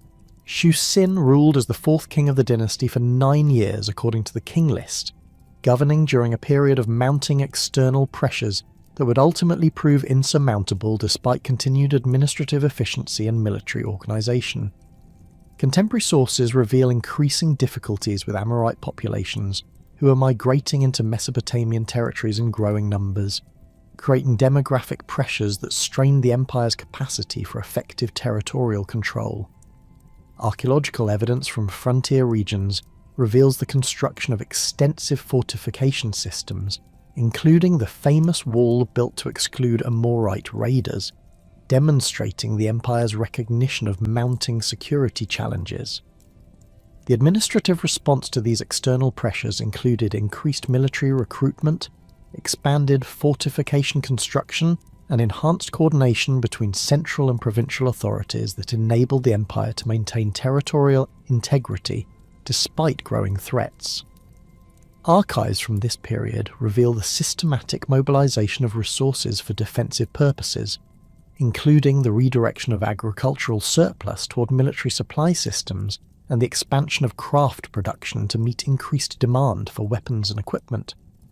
These adaptive measures demonstrate the administrative sophistication that enabled the Ur III state to respond effectively to changing circumstances while maintaining governmental stability. Ibbi-Sin emerged as the final ruler of the Third Dynasty, governing for 24 years according to the King List, during a period of escalating crises that would ultimately overwhelm even the most sophisticated administrative systems. Contemporary sources reveal the mounting pressures that confronted his reign, including continued Amorite migrations, Elamite military interventions, internal rebellions, and economic disruptions caused by climate change and agricultural failures. Archaeological evidence from sites throughout the empire reveals increasing evidence of political fragmentation, economic decline, and social disruption that indicates systemic breakdown despite continued efforts to maintain imperial unity. The collapse of the Ur III Empire under Elamite and Amorite pressure represented more than simple military defeat, involving fundamental transformations in Mesopotamian political organisation that would influence the region's subsequent development for centuries. Yet it was precisely through this collapse that the Sumerian King List achieved its most enduring historical significance, becoming the template upon which all subsequent Mesopotamian royal chronicles would be constructed. The administrative innovations, legal developments, and cultural achievements of the Third Dynasty established precedents and created institutional frameworks that later dynasties would adapt to serve their own political needs. But more importantly, they demonstrated how historical writing could serve as a tool for legitimizing political authority across cultural and temporal boundaries. The influence of the Sumerian King List on later Mesopotamian historical writing manifested most clearly in the royal inscriptions and chronicles produced by Assyrian and Babylonian dynasties, who adopted its fundamental organizational principles while adapting its content to serve their particular ideological requirements. The Assyrian King List, compiled during the reign of Tiglath-Pileser around 1100 BC, directly borrowed the King List's sequential presentation format, while extending the chronological framework to encompass Assyrian dynastic traditions. The document's opening formula, "In former times the ancestors of Shamshi-Adad, who lived in tents," deliberately echoes the King List's antediluvian section by presenting early Assyrian rulers as emerging from nomadic origins that paralleled the primordial emergence of Mesopotamian kingship from divine appointment. Assyrian royal inscriptions from the Neo-Assyrian period demonstrate sophisticated adaptation of King List ideological frameworks to justify imperial expansion far beyond traditional Mesopotamian boundaries. Sargon II's inscriptions describing his conquest of the northern kingdom of Israel employ terminology and conceptual structures derived directly from the King List's presentation of legitimate kingship, passing between different cities and regions according to divine will. The Assyrian royal claim to have inherited universal authority from previous Mesopotamian dynasties required historical documentation that could connect Assyrian political achievements to the ancient traditions preserved in the King List, creating genealogical and ideological continuities that legitimize contemporary imperial policies. The Babylonian Chronicle series, spanning the period from approximately 750 to 280 BC, represents the most sophisticated development of historical writing techniques pioneered in the Sumerian King List. These chronicles employed the King List's chronological precision and sequential organization, while incorporating contemporary events and diplomatic relationships that reflected the increasingly complex political landscape of the first millennium BC. The Nabonidus Chronicle's treatment of the last Neo-Babylonian king demonstrates how later historians adapted King List editorial strategies to present controversial rulers within frameworks that emphasize divine judgment and the restoration of proper religious practices under new dynastic authority. The transmission of King List influence extended beyond Mesopotamian cultural boundaries through the works of Berossus, the Babylonian priest who wrote his Babylonica in Greek during the early Hellenistic period. Berossus's account of Mesopotamian history, preserved only in fragments quoted by later classical authors, directly incorporated King List traditions while translating them into Greek historical frameworks that could communicate Mesopotamian cultural achievements to Mediterranean audiences. His presentation of 10 antediluvian kings ruling for a combined 432,000 years demonstrates both continuity with and adaptation of King List traditions, showing how ancient historical frameworks could be modified to serve new cultural contexts while maintaining their essential ideological functions. The King List's role in shaping ancient Near Eastern concepts of kingship extended far beyond its immediate Mesopotamian context, influencing political ideologies throughout the region through diplomatic contacts, cultural exchange, and military conquest. Archaeological evidence from sites across the Levant reveals the adoption of Mesopotamian royal titulature and ceremonial practices that derived ultimately from King List traditions about the divine origins and cosmic responsibilities of legitimate rulers.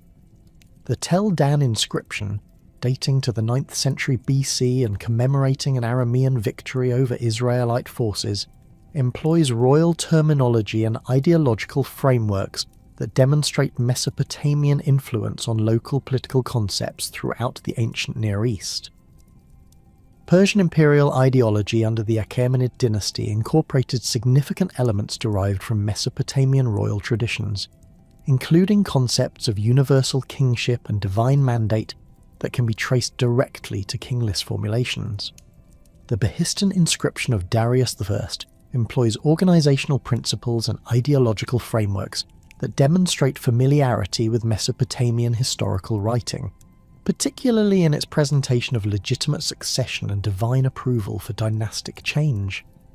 The Persian adaptation of these concepts enabled the Achaemenid Empire to govern diverse populations across vast territories by employing political languages that local elites could understand and accept as legitimate expressions of traditional authority.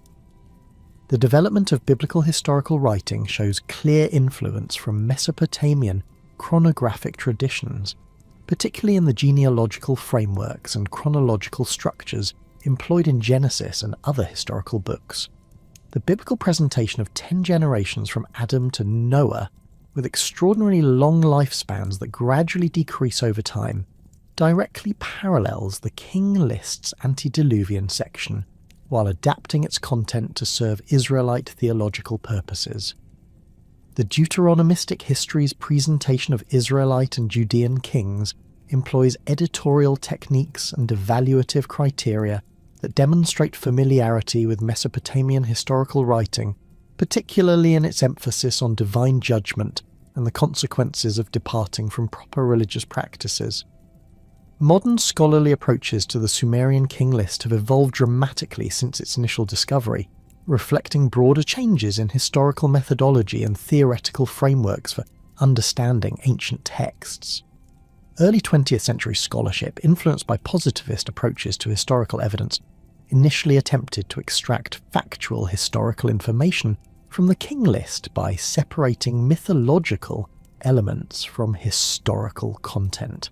Scholars like Thorkild Jacobson and Samuel Noah Kramer argued that the document preserved genuine historical memories beneath its legendary and theological elaborations, leading to extensive efforts to correlate King List entries with archaeological evidence and establish absolute chronologies for early Mesopotamian political development. The archaeological revolution of the mid-20th century, particularly the extensive excavations at sites like Uruk, and Kish, provided new frameworks for evaluating King List historical reliability through material evidence that could be independently dated and analysed. The discovery of contemporary inscriptions mentioning rulers like Enmebaragesi and Mesanapada demonstrated that the King List preserved genuine historical information about early dynastic political figures, validating scholarly arguments about the document's value as a historical source. However, the archaeological evidence also revealed significant discrepancies between King List chronology and material sequences, indicating that the document's historical accuracy varied considerably across different periods and dynastic traditions. Contemporary archaeological approaches to King List analysis employ sophisticated methodologies that recognise the complex relationships between textual traditions and material evidence without privileging either source of information over the other. Scholars like Piotr Michalovsky and Gerald Cooper have demonstrated how the King List functioned simultaneously as historical record and ideological document, preserving genuine historical memories while adapting them to serve contemporary political and religious purposes. This methodological approach recognises that ancient historical writing operated according to different principles than modern historiography, emphasising moral instruction and political legitimization rather than objective factual accuracy. Literary analysis of the King List has revealed sophisticated compositional techniques that demonstrate the document's function as a carefully crafted ideological statement rather than simple chronological record keeping. The mathematical patterns underlying reign length assignments, the geographical distribution of dynastic centres, and the editorial strategies employed to integrate diverse source materials all reflect deliberate authorial choices designed to create coherent theological and political narratives. These literary dimensions of the text provide crucial insights into Mesopotamian concepts of history, kingship, and divine intervention in human affairs that complement and sometimes contradict the historical information preserved in the document. Debates over King List historical reliability have focused particularly on the methodological challenges involved in extracting factual information from texts that combine historical memory with mythological narrative. The impossibly long reigns attributed to antediluvian and early post-diluvian rulers clearly reflect theological rather than historical concerns, but the gradual reduction in reign length throughout the early dynastic period suggests systematic editorial approaches that may preserve genuine chronological relationships even when specific numerical values remain unreliable. Scholars have developed various mathematical models for converting King List chronology into historically plausible timeframes. though these approaches remain controversial due to their dependence on assumptions about ancient chronological concepts and editorial practices. Comparative analysis with other ancient chronographic traditions has provided important insights into the King List's historical methodology and ideological functions. The similarities between Mesopotamian and biblical genealogical traditions, the parallels with Egyptian king lists and Manetho's chronographic work, and the connections with Hittite and other Near Eastern historical texts all demonstrate shared cultural concepts about the relationship between divine authority and political legitimacy.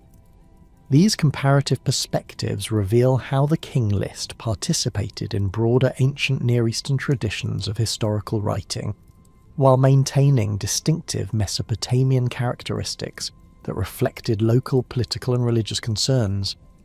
The King List's continuing significance for understanding ancient Mesopotamian civilization extends far beyond its value as a source of political chronology, encompassing crucial insights into early state formation, religious ideology, and the development of historical consciousness in human societies.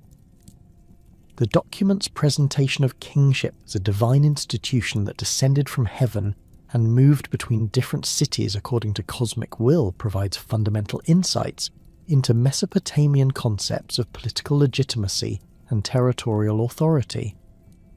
These ideological frameworks influenced governmental structures and diplomatic relationships throughout Mesopotamian history, while providing models that other ancient societies adapted to serve their own political needs.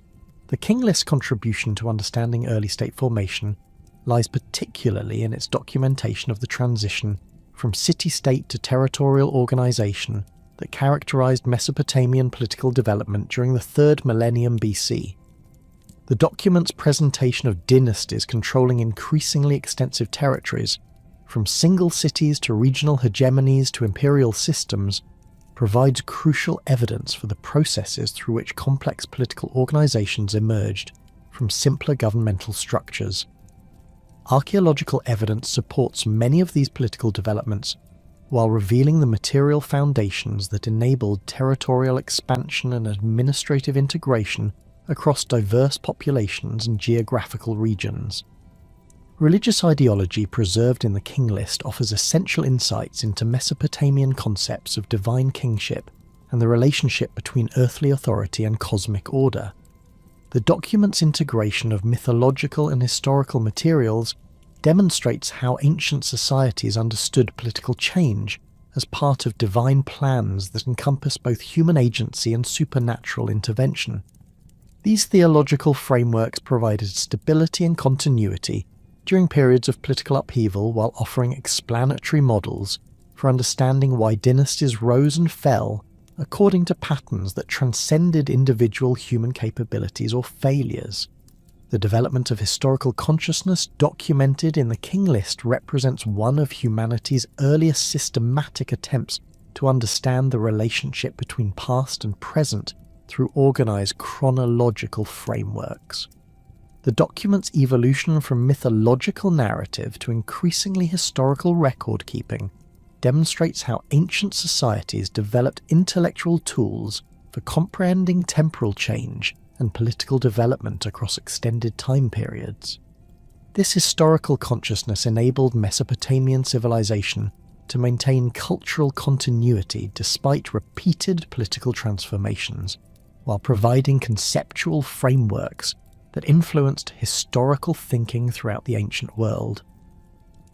The King List's influence on subsequent historical writing established methodological precedents that continued to influence chronicle composition and royal ideology throughout the ancient Near East and beyond. The document's organizational principles, editorial strategies, and ideological frameworks provided templates that later historians adapted to serve their own cultural and political purposes, while maintaining connections to the authoritative traditions established in early Mesopotamian historical writing.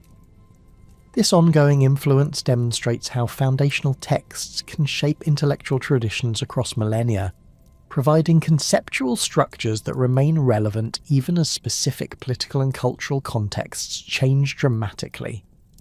Modern digital humanities approaches to King List analysis have opened new possibilities for understanding the document's composition, transmission, and historical significance through computational methods that can identify patterns and relationships invisible to traditional philological analysis. Database approaches to cuneiform texts enable comprehensive comparison of King List traditions with contemporary administrative archives, royal inscriptions, and literary compositions, revealing complex intertextual relationships that illuminate the document's cultural context and ideological functions. These technological innovations complement traditional scholarly methods while providing new tools for addressing long-standing interpretive challenges. The Sumerian King List ultimately stands as one of humanity's most remarkable achievements in historical writing, demonstrating how ancient societies could create sophisticated, intellectual frameworks for understanding political development and cultural change across extended temporal periods. Its influence on subsequent Mesopotamian and Near Eastern historical traditions established methodological and ideological precedents that shaped historical consciousness throughout the ancient world. While its preservation of early Mesopotamian political traditions provides modern scholars with invaluable insights into the foundations of complex civilization, the document's combination of historical memory and ideological sophistication continues to offer crucial perspectives on the relationship between political authority and cultural continuity, demonstrating how textual traditions can preserve and transmit essential cultural knowledge across millennia of political and social transformation. Through its enduring influence on historical writing and political thought, the King List remains not merely an ancient artifact, but a living testament to humanity's persistent efforts to understand the patterns and purposes underlying the rise and fall of civilizations.